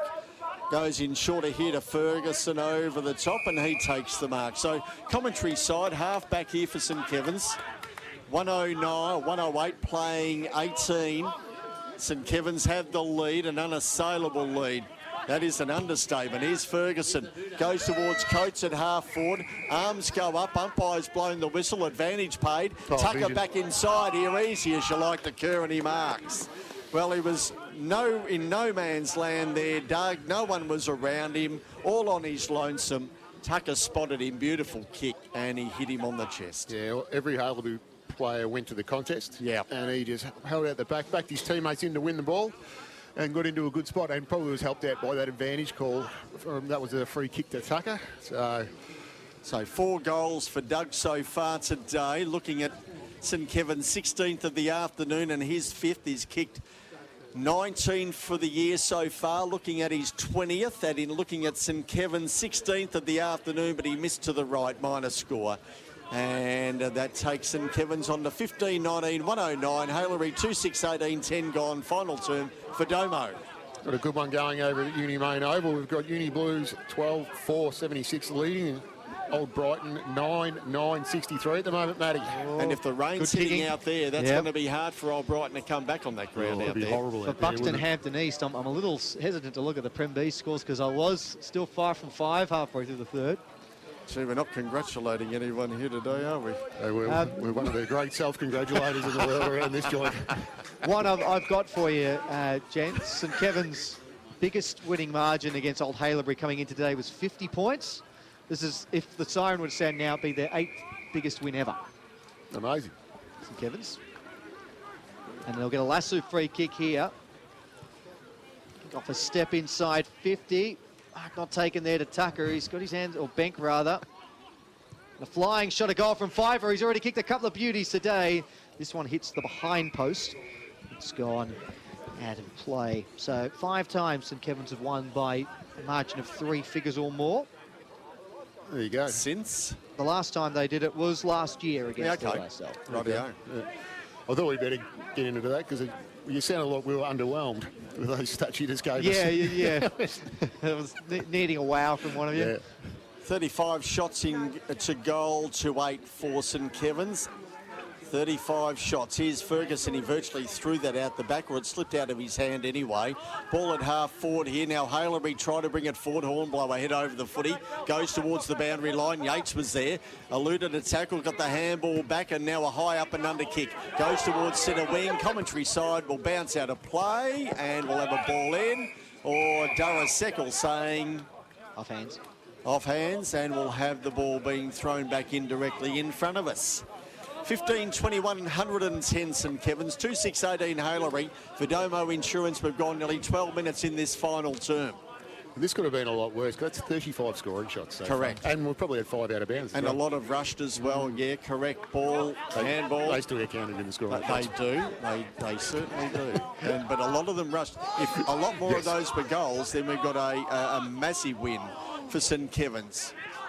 And this is the 4th time this year that they've kicked over 100 points. Yeah. So that's half the games they've played in, they're kicking over 100 points. So good for their percentage. Yes. 8 rushed for St Kevin's this afternoon. Any rush goals?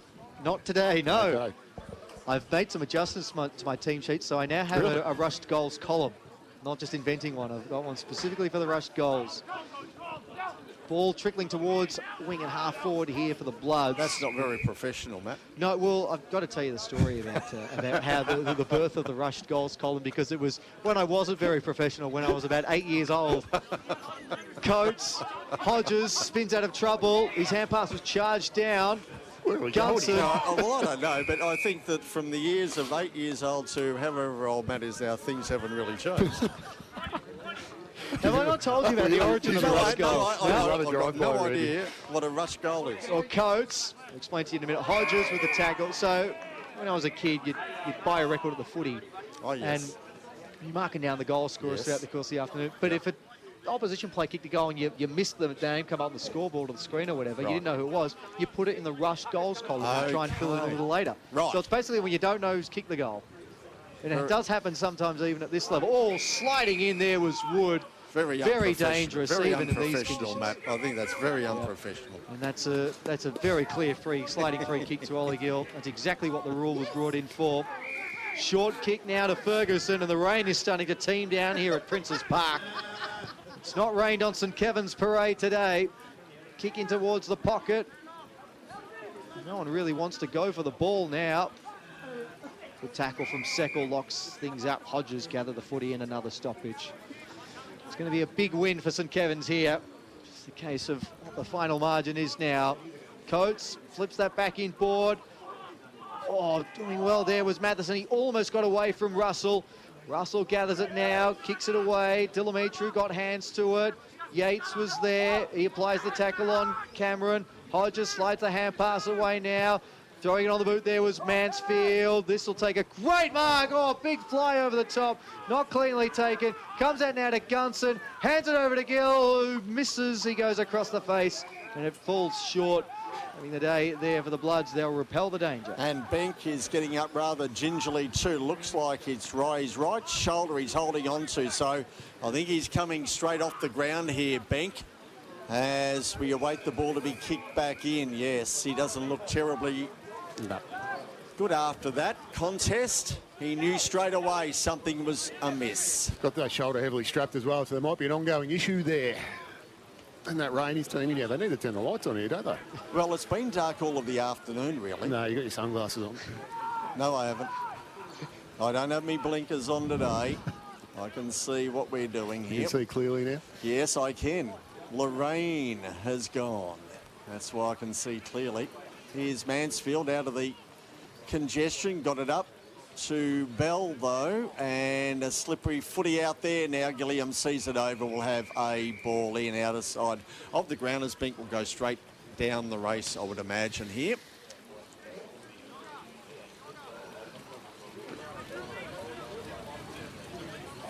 Sorry, excuse me, you just dropped something out of your... Oh, thank you. Settle down, you two. Chilcott had a play. Andrew throw in. The Blues have kicked another goal, so they're 13-4-82, leading Old Brighton 9-9-63. 92-point lead here for St Kevin's. Well, that's another one I can put on the list for the tips, I think. Yeah, well, it's going to be a big game next week, St Kevin's Old Brighton. It'll be a huge match at TH King Oval. We'll have to break that down in crunch time, Matty. VAFA crunch time coming up after this. From full time up until 5 p.m. here. Bell gathered it, but there was a free kick prior to that. It's going to go the way of the Bloods anyway. A bit for another contact below the knees, free kick. Well, that's a job for the scheduler during the week to see where everyone's going next week, I guess. Chilcott. Morgan's thinking about getting through to 5 o'clock. It's only 20 past 4. I think I can find that out for you, Hugo. Oh, that'd be good to know. We are next week. Yeah. And a play boundary throw in. The rain has been persistent without being very heavy for most of this second half, but now it is really starting to have an impact on the play. It's persistently coming down now. Matheson, his kick doesn't go very far. Mark won't be paid. Chilcott tries to slap it forward. Matheson follows up, and the ball bounces out of play. Boundary throw in as Callum Jones is waiting to come on the ground. He's going to be waiting a while because no one's anywhere near him. In fact, there's a player sprinting now. Maybe Sam Tucker's going to come off the ground to give Jones a bit of a run in the forward line. So out of sight of the ground, thrown back in. Coates palms it down. Bell had a hold of him. Umpire blew the whistle. It will go Coates' way. So William to get the free kick here for St Kevin's out of sight of the ground. Been a polished display by them all of the afternoon here today. Matheson, left footer, goes long with a kick up towards half forward over everybody's head. Fell out the back to Kerr on hands and knees, couldn't reel it in. Now Gill ends up with it. He goes into goal and he's missed. So minus score again there to St Kevin's. 15-21, 111. 36 shots in towards goal today to Haileybury, 2-6-18. And we've got 18 minutes in this final term for Domo Insurance. So the high kick, and that's Hart who was in front, who took the mark, but Bell had been impeded by Coates behind the play. And the ruckman gets the free kick for the Bloods. He looks to give the hand pass away, providing a bit of run. Looks like with a kick up the line, but there's your man. There's your man, it's knocked away from him, and that'll be a 50-metre penalty. And given the real estate that the umpire has dished out this afternoon, Hart might be within range. We'll see where the mark ends up, and then we'll go from there. It's been very good in defence, Angus Hart. Cut out everything early when conditions were dry. The mark will be right on 50. So he may as well, Angus Hart. He hasn't kicked a score this year. We may as He's well gonna have just a go. to give you more impetus into the fact that he may be the Skins. If he nails this, if he nails this, he's going to have to kick it all of 50 metres directly in front. Oh! He's given it. There it is! There it is! Oh, Matty! Angus Hart! Sit down, Matt. From 55 metres out. Hasn't kicked a score this year, Matty. Hasn't kicked a score this year. He's got one now. It'll be one of the best goals he's ever kicked, Angus Hart. What a beauty of a goal. Oh. Yeah, I tell you what, dentures have flown out everywhere here. People have just got that excited about that. I'm going to call it now, gents. The Skins player of the day is locked away. Angus Hart, take a bow. No, I thought it was a democracy around here, Petchy, but obviously not. No, well, I tell you what, we don't matter. No, we certainly do not. No, we do not matter in this game. No, that matters a lot to Angus Hart. It's a great match-winning performance by him there. He's been excellent behind the ball.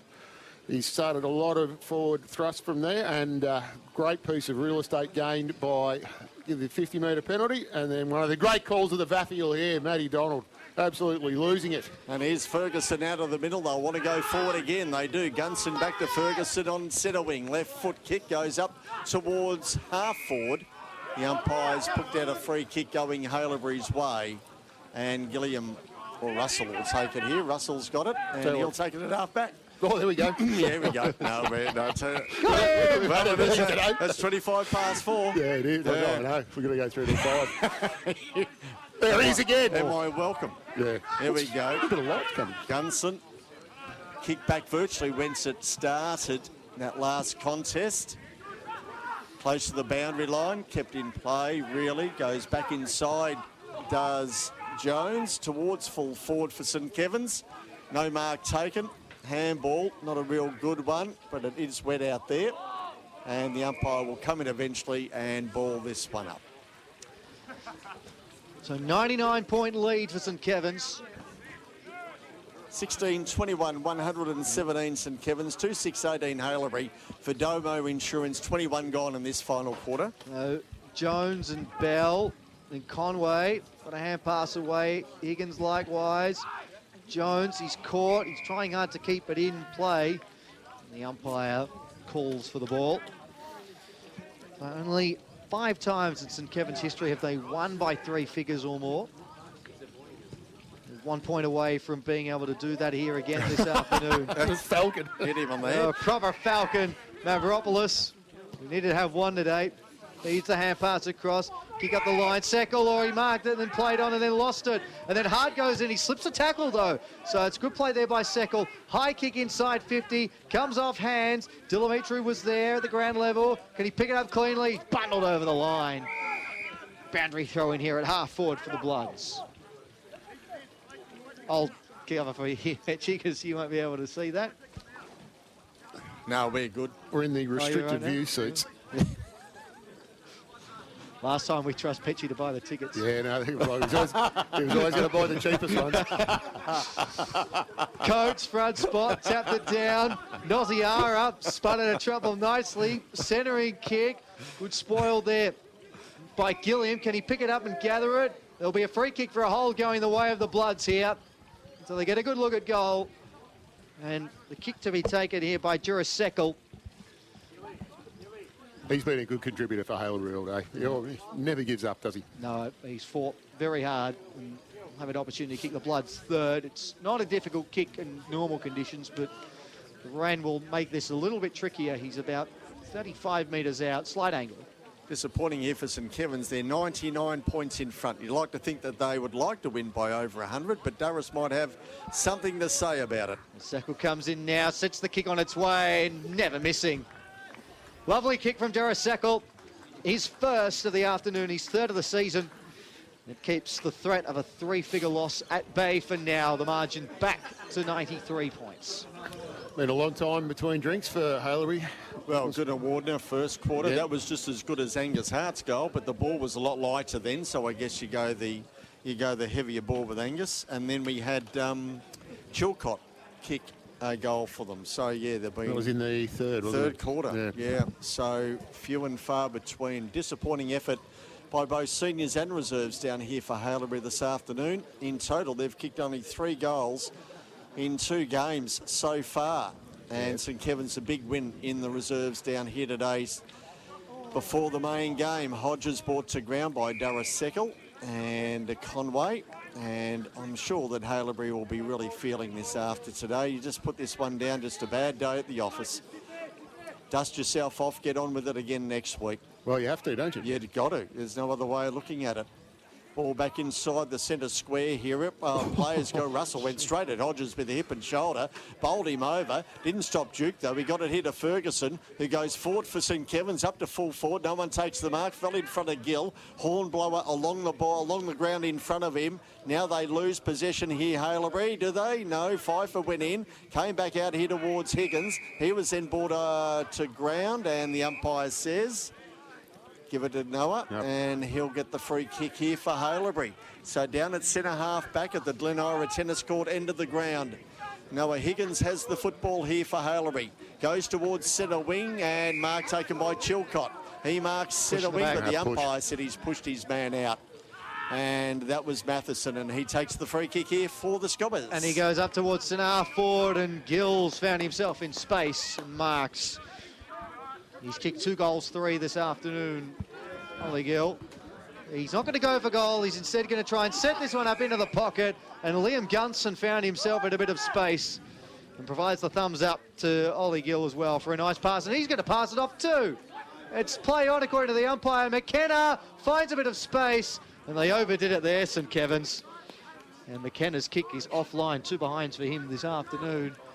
And it's now 94 points. 1 more goal to St Kevin's, and the 3 figures will be brought up.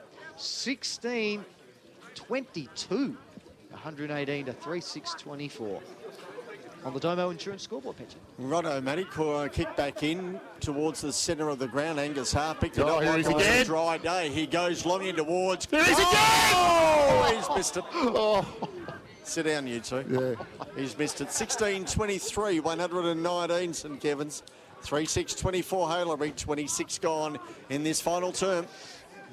It's been turned over here. Well, it was temporarily. Russell tried to spin his way out of trouble. He's gone, holding the football. Well, the pressure from St Kevin's has been relentless today, and that's just another prime example of it.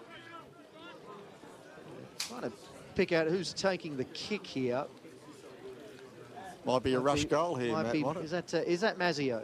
Well, I thought it was Gill. If not, Gill was fishing around for it. It's Pfeiffer. Pfeiffer, he goes for goal, and that is magnificent. What a kick from the boundary line.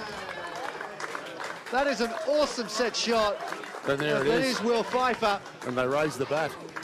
That is Will Pfeiffer. He has been kicking them from everywhere today. 3 straight for him. And you're spot on, Hugo Higginbotham. The ton has been brought up, and even 100 points. There's the lead for St Kevin's with just a few minutes left in the match. So good percentage boosting win here for them today, and it's something you need getting into the second half of the season. If you're going to put a team away, put them away, and they've done that down here today.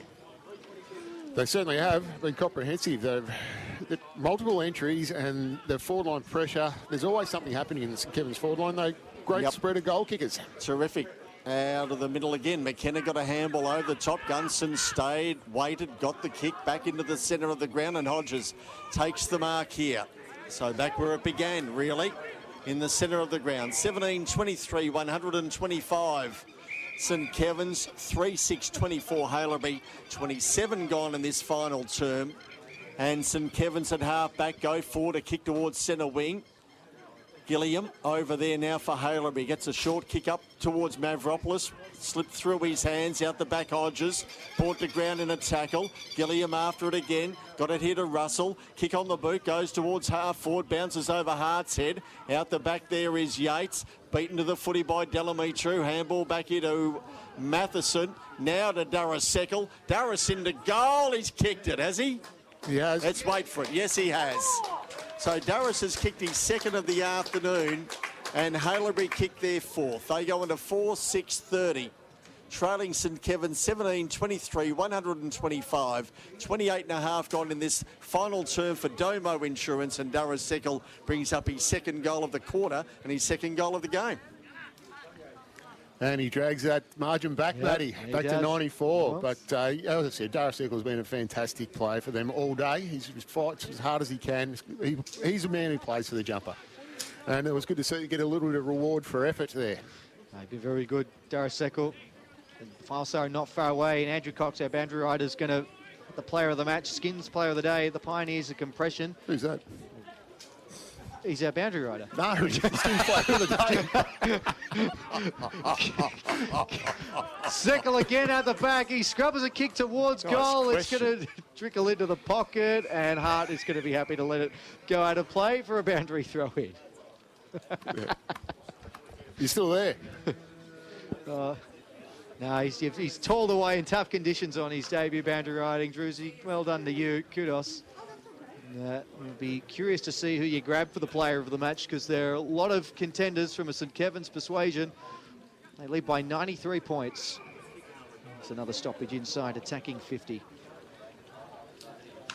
Wow, I mean, your words, not mine. Now, free kick going Stefanakis' way here. So obviously infringed against. So another opportunity for Haileybury to score their 5th goal of the afternoon. Darius has kicked 2 so far in this final term. Stefanakis hasn't troubled the scorers today, and unless it's off the side of the boot, he will. So directly in front of goal at the Armidale Bowls Club end of the ground. No breeze to speak of, and he has snuck it through. Yes, he has. So Stefanakis kicks his 1st of the afternoon and Haileybury's 5th. They go on to 5-6-36, a long way behind St Kevin's, 17-23, 100 and just gone off the board. A long way behind. Stefanakis kicks his 1st goal of the afternoon. 125. Buttons is telling us. Get on your buttons. He's all over it. He's good with his numbers, Buttons. Yeah, terrific with his numbers. He's a numbers man, Buttons. Look at all. Exactly, yeah. The tie line he's got to deal with here today. You need to be good with numbers to figure all of that out. Absolutely. So a couple in a row for old Haileybury. Hugo, what happens if they kick 3 in a row here? Oh, it's a comeback, Matty. It's officially a comeback. McKenna flies the tackle, locks things up. Another stoppage in the centre of Princes Park. Well, the last thing they wanted was to be defeated by 100 plus. So they brought it back. That's something. And they have talked a lot about playing with a bit of pride in this second half, both in the rooms and in the huddle. Kick up towards half forward. Mazzio was there. Couldn't gather it cleanly. Still alive here, Jones. Gets away from Stefanakis, hands it back to Gunston. His kick was smothered. He tries to fight through 2 Bloods players, and he's dragged down. And there'll be a ball up on the half forward flank here for St Kevin's. Led by as much as 100 points in this match. Coates tapped it back. Conway was there. Ferguson once more, trying to paddle it forward. Cleared away here, but it's only as far as Matheson, who's just going to set it up to the top of the goal square. Curls the target, it goes wide of him, and it's going to go through for a minus score, and another behind for St Kevin's. You said they don't count here. You go, well, they can't. Petchy, but they're counting up this afternoon. No, I talked about goal kickers in there. At the end of the day, how many goals they've kicked really behinds doesn't really matter. It's goals. You win the competition on goals. Well, you do. If you're a leading goal kicker. Now, what's going on here? Ball's over the line, out of play. No, Gunson's got it. He goes back towards full forward. No one takes the mark. Ball hits the deck. Umpire comes in, picked out a free kick for in the back, has he? And St Kevin's will take it, will they? No, it's a ball up. A ball up. Oh, I thought he signalled a push. Take it away, Matt. So now here's Tucker. He fights away through to Pfeiffer, who hasn't missed today. His kick just fell short that time. It's still alive here for Jones, who tries to fight through. Does so. Hands it over to Tucker. He's kicked it. Who has kicked the goal. There's protestations. Has it been touched? The goal umpire hesitated. There are a couple of Bloods defenders who were convinced that it was a goal. Now the boundary umpires are going to get involved because they know. Yep. I wonder if we're going to set it up to the arc here. Touched. And the field umpire is called touched, so it is a behind. Touched off the boot as Sam Tucker looks to kick a goal. Well, just sort of quite a bit of confusion there, but the umpire got the right decision in the end. But we're just playing our time here, and the rain has stopped at the moment. Yeah, rain stopped. 33 and a half gone. Final term lights are on. So we're just awaiting the siren, really. And at least at the moment, Haileybury going down by under 100 points. It looked awful there at one stage where it could have been a lot more. Siren goes. There it is. We padded that beautifully. And final score down here today at Princess Park has seen St Kevin's run out easy victors. 17-25, 127. Haileybury on 5-6-36, that quarter going 34 minutes. For Domo Insurance. At quarter time, St Kevin's had done all the damage by that point. They led by 41 points at the main break. They extended it to 57 at half-time, and they led by 83 at the three-quarter time. And in the end, 17-25, 127 to 5-6-36. The goal scorers over the course of the afternoon: 4 goals to Doug Kerr, 3 to Will Pfeiffer, 2 to Sam Tucker, Tom Ferguson, Ollie Gill, singles to Angus Hart, Jack Bank, Andrew Matheson and Liam Gunson. For Old Haileybury, Duris Seckel, the only multiple goal scorer. He kicked 2 singles to Joel Chilcott, Steve Stefanakis and Cody Guna-Wardner. Hugo Higginbotham for Hit IQ. Your thoughts immediately after the final siren? Yeah, that was comprehensive by St Kevin's, and I think that sends a little bit of a message to the rest of the competition about what their main business this year. And they've put together a great body of work. 6 in a row they've won, and they won well too, with great system and great structure. Amazing spread of goal kickers, but off the back of an amazing defensive effort, started by our Skins player of the day, Angus Hart, and it's great to see that one of your boys, Matty, a fellow defender, gets a bit of kudos, as we say. We love reserving praise for the defenders, and we'll go down now to Andrew Cox, who has got our Skins player of the game. Gussie Hart, what a win, and setting up the play behind the ball, getting on the end of one. What a day for you. Oh, it was good for the team. It was a good win. Good to bounce back after the bye, and yeah, keep the streaks running, so it's good. How heavy was the footy when you launched it from 55, mate? And how did it feel to see it sail through the big 6? Don't get many shots at goal, so no, it was pretty light. It was good, yeah. What was the sort of messaging coming into today? You've won 5 in a row, now 6, so the team's in a good place. Yeah, it's just about sticking to the fundamentals and just keep working hard, and keep it rolling. Every day 6 on the trot. Go enjoy the win, mate. Thank you very much, and a pair of Skins is coming your way. Angus Hart intercepted everything when the conditions were dry and more conducive for key position players in the first half, but was still a really dominant presence in defence throughout the course of the afternoon. No, it certainly was, and we're going to have to get Drewsy to race over here and grab the hat and the placard so we can get a photo. We don't have the hat because no podcast, so I wasn't at VAFA HQ, so we'll have to try and get the photo done. Yeah, we'll get that organised. But no, it was a comprehensive effort, and you know, as we said, it was in trying conditions, and that's a massive score. That could have been a lot worse as well. So, but they do need percentage, so they'll be sitting third at the moment, St Kevin's.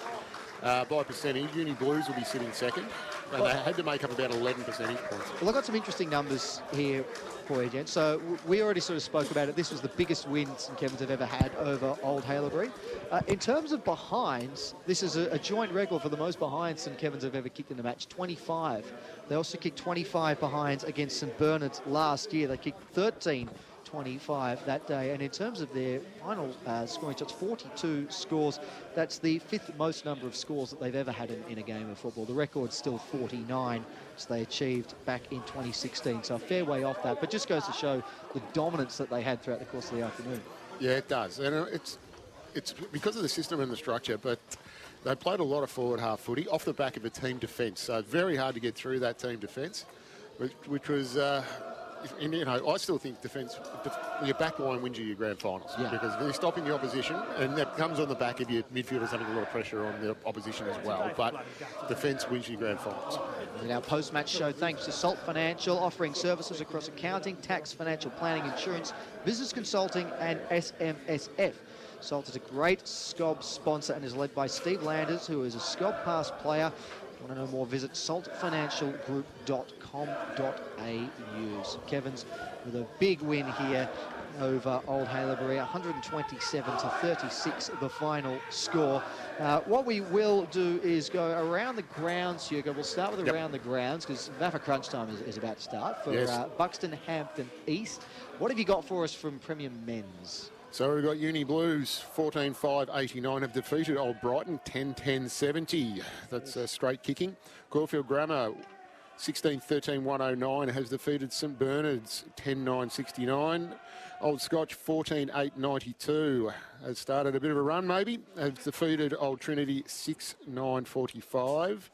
And Old Zavs 14-9-93 has defeated Uni Blacks 11-10-76. And if we go Premier B, this is a little interesting. So, Collegians, big win over Old Camberwell, 14-17, 101 to 5-3-33. Collegians continue to pick up where they left off. They have not lost a game this season at all. De La Salle held off Williamstown CYMS. They got the win there in the final score, 13-8-86 to 10-9-69. A thriller has taken place here, and I think it's still going, or it may well have just finished, in fact, the match at Trevor Barker Beach Oval. Ajax with 12 points down at three-quarter time. They've come back to beat Beau Morris Sharks by 2 points. Now, you say behinds don't count. 6-18, 54 to 7-10, 52. Every point has counted there for Ajax. Old Melburnians, big win over, and I say, just hang on, that's not even the closest game of the round. Old Melburnians, 12-18-90 over Old Kerry, 5-4-34.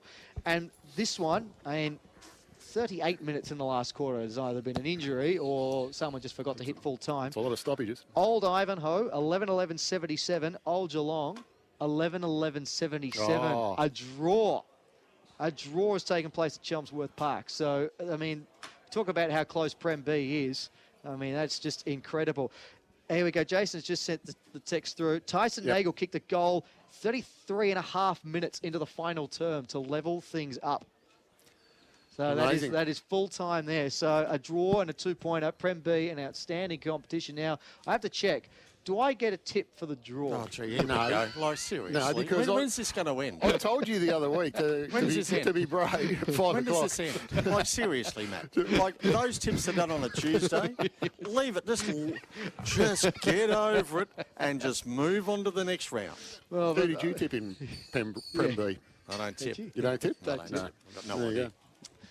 go. Yes. Now, this ladder's going to look extremely interesting because St Kevin's a big win today. Yep. Their percentage will jump. Now, how are they related to Old Brighton percentage-wise after today? So for Authorsport Victoria... Well, they're in front of Old Brighton anyway because they're on 24 points and Old Brighton's on 20. They've moved a game clear on the ladder. So Old Zav's still a game clear of everyone. Yeah. And they'll be in front of Uni Blues, I think, as well, because the Uni Blues have a percentage of 131 and St Kevin's now a percentage of 134. Correct, yeah. So Old Zabs and then St Kevin's are a game behind them, and both are a game clear of Old Brighton and Uni Blues at the moment. I'm not sure if the result... No, the results haven't updated. No, Uni there. So Uni Blues won, will go so to they've third. leapfrogged. Yep. Whether they've won by enough to overhaul the chasm of 3%, we'll need the real accountants to delve into that one. And then it's interesting at the bottom. We've got 4 sides on 2 wins. So I've worked that one out for you, Petchy. That's what I was studying furiously in that last quarter. Lovely. So the ladder will be, so it'll be Zavs SKOB Blues, Brighton, that's the top 4. And then it'll stay Trinity Caulfield. Right. And then it will be Haileybury on 82%, Uni Blacks on 81%, and it will be Old Scotch on 75-ish, maybe 80%, and St Bernard's will be on the bottom. So that's getting very tight down there. And now they'll all Haileybury, what are they? So 7th, but also equal last. So they're all on 2 wins. Yeah, so and the percentage breakdown between them is from last up to where Haileybury is what, about 7%? So basically, Old Haileybury today have suffered a percentage loss of 11. Which is St Kevin's, that's massive. and St Kevin's percentage has gone up 14. Yes. So that's what happens when you win by as big a margin as what. Well, St it Kevin's could have did been today. bigger, as we said. They're kicking 25 behinds today. say if you reverse that, then that's even more massive, and that means that Haileybury are even further down. And that ladder is percentage-wise. For Orthosport Victoria, a Melbourne-based team of experienced orthopaedic surgeons helping you get back to life. We've done our around the grounds for Buxton, Hampton East. Adam Gillen stands out as one of Melbourne's most distinguished real estate professionals. He is a proud supporter of the Bloods. Gents, we've got a very good operator, Adam Gillen. We've got a couple of other categories to get through here. We want to start with the mark of the day for 40 Winks, Paran, Fitzroy and South Wharf. Tough to take them, particularly in the second half. Were there any that stood out for you, gents, in particular? Here you go. Petchy, back to you. No, handball back to you. Yeah, I know. Well, then we'll go over the top to... The two that I've got down here, I can distinctly remember... I thought Jack Bank was good with one of his marks today for St Kevin's, that's for sure. Will Mazzio took a nice contested mark just on the half-forward flank. That's the one. Beauty. So that is for... well done there, matey. So 40 Winks, family-owned betting specialists. That's what Jason says to take notes during the game. Yeah. Family-owned betting specialists with the widest range of mattresses and bedroom furniture. News to me. Featuring their exclusive bed match technology. Contact past SKOB player and current parent David Williams if you need anything to that. At least one of us listens. Stop playing a lynch here. One of us listens to Jace. And we'll park our categories because we do have the victorious coach of St Kevin's, Anthony Lynch, with us now. His team have just won their 6th game on the trot, and they now move up to 3rd on the ladder at the end of round 8. Anthony, congratulations. Thanks, Matthew. Yeah, nice to be here. We spoke yesterday, and I said I'd hope we could be chatting post-game, and here we are. That's another really good 4-quarter display from you. We've sort of seen throughout the course of the season that there've been good quarters and then quarters where you let yourself down. But the last 2 games now, that's 8 really good quarters of footy. Yeah, absolutely. Yeah, that's the most pleasing thing. Is I guess that's what we're all searching for, isn't it? Just consistency in game. And I thought we set up really well in that first quarter, obviously, and then to be able to sort of go and do what we did in the second really sort of set the whole game up. And then once the rain came, it was really just wet weather footy. But yeah, very proud of our effort across 4 quarters. And you had a great spread of goal kickers again. So that's encouraging. Absolutely, yeah. I think that's the challenge, right? Is that if you're too one-dimensional, you're hard to play. You know, in some ways you're too predictable. So, yeah, share the load both forward and mids was really positive. Do you feel like your game's almost getting to being at a complete point, or do you never feel like you're at 100% capacity? I think as a coach, you're always looking at the negatives, or ways to get better. I think the best part right now is just that we're getting some continuity with the group. So although there was 4 changes today, there's probably a group of 30 that have really made up the team now. We haven't had sort of wholesale change. A player that comes in is a returning player, and for example, this week the 4 guys that come in were VFL listed but had played with us for the year. So yeah, I just feel like the group's starting to really gel. We'll see what's ahead. We talked a lot about the spread of goal kickers, and obviously that's where the attention is going to go. One thing that stood out for me was just how well set up you were defensively. I raved about Angus Hart. I was on my own there, but George Dimitri playing a lot behind the footy as well. It looks like there's a good mix of what you've got back there. They were set up really well today. Yeah, we're quite lucky to have players who are flexible, who can play in multiple positions, which is certainly what we're trying to build on. And look, it was really. They obviously played a 7th quite a bit of that game, which we were happy to just hold our 6 backs. It just meant George could be a bit more aggressive. We just look at Dougie Kerr. He's about to jump on a plane to go overseas, so we'll miss him. But yeah, I thought you're right. I thought behind the ball we're really well set up, but the pressure on the ball was critical, right? Because if they walk out of that, then the setup behind's irrelevant. Yeah, so we called a few of your games earlier this year, the first 2, and seeing you again now. It's a really gelled team now. You can just see that team defence, which is one of the main things that gives you all your forward entries. Yep. It's really it's polished it now. Yeah, absolutely. Yeah, and I just think it just takes time to do that, especially. It is a group that we have injected probably 8 or 10 new players in across the course of the year. So yeah, it just takes time for them to work each other's game out, and it is starting to feel like they're starting to know each other's game, which is great. And it was a bit of the walking wounded. We know you had a couple of injuries last start and a couple more today. The latest on Kaczynski, it was a back spasm. Yeah, just a bit of a random one. He literally just went down to get a ground ball the first contest today, and he just got sort of hit from the side, and he just felt his back go. So I don't think it's anything too serious. He's had it before a year or 2 ago, and it sort of settled down within a week. So hopefully he's okay, and if it's not next week, I don't think it'll be any more than a week. Well, next week, you got me to that. Two-part question. So you're sitting second on the ladder now by percentage. Right. As a result of today's massive win. Yep. And you've got Old Brighton, who are now sitting fourth next week. Makes it an interesting contest. Yeah, it does. Well, I knew that our next 3 weeks, including today, was critical, knowing that Blues and Brighton played each other today and that one of them had to lose. So that gave us an opportunity, if we could win, to get a little bit of separation. But we then play Brighton next week. So now that it's them, that's just as critical to try and get some separation on them. And then we play Trinity the following week, who I think were fifth before today. So we knew it was a big 3-week block, and we're one down. And get Brighton at THC next week. I'm really confident with what we can do. And looking at that, you've probably got forced changes now, because Kerr's gone and possibly a couple of injuries. Yeah, potentially. As you know, Pete, it's you plan for something on Tuesday, and you go, geez, we've got this luxury. We're going to have to make 4 tough calls, and by Thursday you're looking for the players. But so Kerr will definitely miss, and then Kazitsky, who, as I said, I just spoke to him just before he left, and he said it happened 2 years ago, and he played the next week. So, and then no one else from that team should miss next week, hopefully. Okay. Yeah, we were pretty cautious with Richards at halftime. Like, he was The scoreboard allowed us to make a pretty conservative decision. The physio said he's probably okay to go, but he's just too important to us. We definitely made a conservative call to keep him off. We saw the reserves play a really good game before the seniors today, and one of them that was running around was Tom Jock. Have you been able to chat with him since the result of that match? Yeah, absolutely, yeah. Look, I mean, obviously Tommy's our captain. Thanks, Mart. It's been handed a victory beer, which I always really appreciate. No, we love the victory soft drinks. drinks. Make sure we look after the media team here as well. But yeah, look, obviously Jockey's our captain. Such a critical player for us. It was really easy decision. He's missed 8 weeks of footy. We're setting him up to succeed and make sure he banks 8 or 10 games in a row now. So yeah, he got through really well. I mean, to be honest, it was really just about getting through and getting some footy. And yeah, he'll definitely play next week, no doubt about it. And so we've got a block of, 4 games, and then we've got the bye weekend. So is that what you're focusing on now, just this block? Or? Yeah, absolutely, yeah. And we did look at it as a block. In fact, I only looked at it as a 3-week block, just knowing the 3. Oh, yeah, the 3 games. Yeah, so we might have Bernards after Trinity, I think. You do.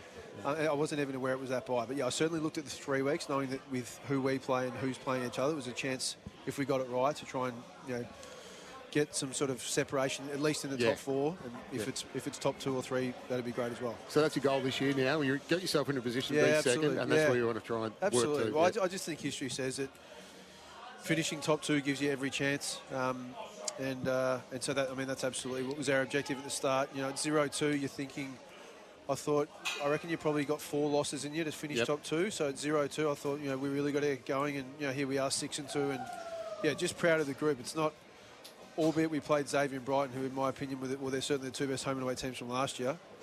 You're still 0-2, right? Yeah. So just because you play a good team it's not a given. But, yeah, great effort from our group to rally and go sort of 6 in a row, and we're full of confidence. And one thing, because I didn't do much last night, I did some stats and numbers on you.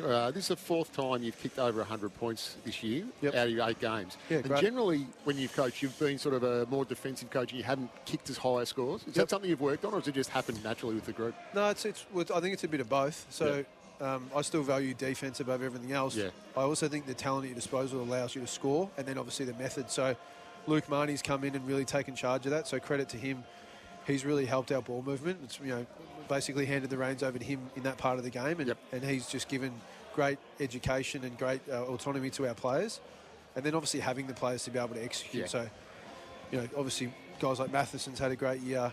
Sam Cameron goes back for us and it's been great. George Delametrio's grown. Duke onto the wing. I just feel like our depth of talent's got better. So I think our bit of both. So strategy, yes, but also we've got players who can allow us to score more. And then clearly forward of the ball, different group. Tucker's gone there, Kazitsky's there, Banks in there at times, Doug Kerr's in there. Like, it's a totally different forward line. Well, Anthony, you've got things humming along really nicely. 6 on the bounce and a mouth-watering encounter next week between yourself and Old Brighton. We can't wait for it. Congratulations on the win. No, good on you. I really appreciate your support. Have a good day. Anthony Lynch, the victorious coach of St Kevin's, his team have moved up to 2nd on the ladder with a big win at Princes Park against Old Haileybury to further consolidate their top 4 credentials and maybe, just maybe, make a push at the premiership for 2026. I've just been shown the watch there by Simon Petch, and that means that it's almost time to head off here. But of course, can't do it without thanking everyone who was involved in the coverage today, both on and off the air. Firstly, to Buttons Bruce, none of this would be possible without him working the whatever devices he's got there. I don't even know what you'd call it. It's a tie line. The tie line. Yeah. I mean, we wouldn't be possible without you, Bruce. So thank you for all of your hard work over the course of the day. To our debutant on the boundary, who had just about everything. Injuries, rain, and everything in between. Andrew Cox, Druzy, good on you, and thank you once again. Always a pleasure. Great to meet you boys as well. Hugo Higginbotham for Hit IQ, special comments. A big thank you today. Thanks, Paddy. It's always a pleasure to work with you guys, and it's we saw something interesting today, didn't we? So big things to come for St Kevin's. I think it's going to be a great season. My co-commentator and VAFA life member, Simon Petch. Confirmed member. Confirmed. That's Peter. Yeah. That's Peter. That's how close and personal Plugger and I are. It's unbelievable, Peter. That's no, good on you, Matty. No, we'll see you in 2 weeks. No, thank you, Petchy. Yeah, that sounds about right. and he's out the door. And, out the door. And of course, to all of you who tuned in throughout the course of the afternoon on the SEN app or on the VAFA website, always do appreciate your company. A big win for St Kevin's, dismantling Old Haileybury and moving up to second on the ladder. We look forward to having your company on SEN's Match of the Day next week, the Victorian Amateur Football Association Premier Men's Division. But until then, take care. This has been the SEN Match of the Day. Thanks to William Buck. Join us again next week on the SEN app, sen.com.au and VAFA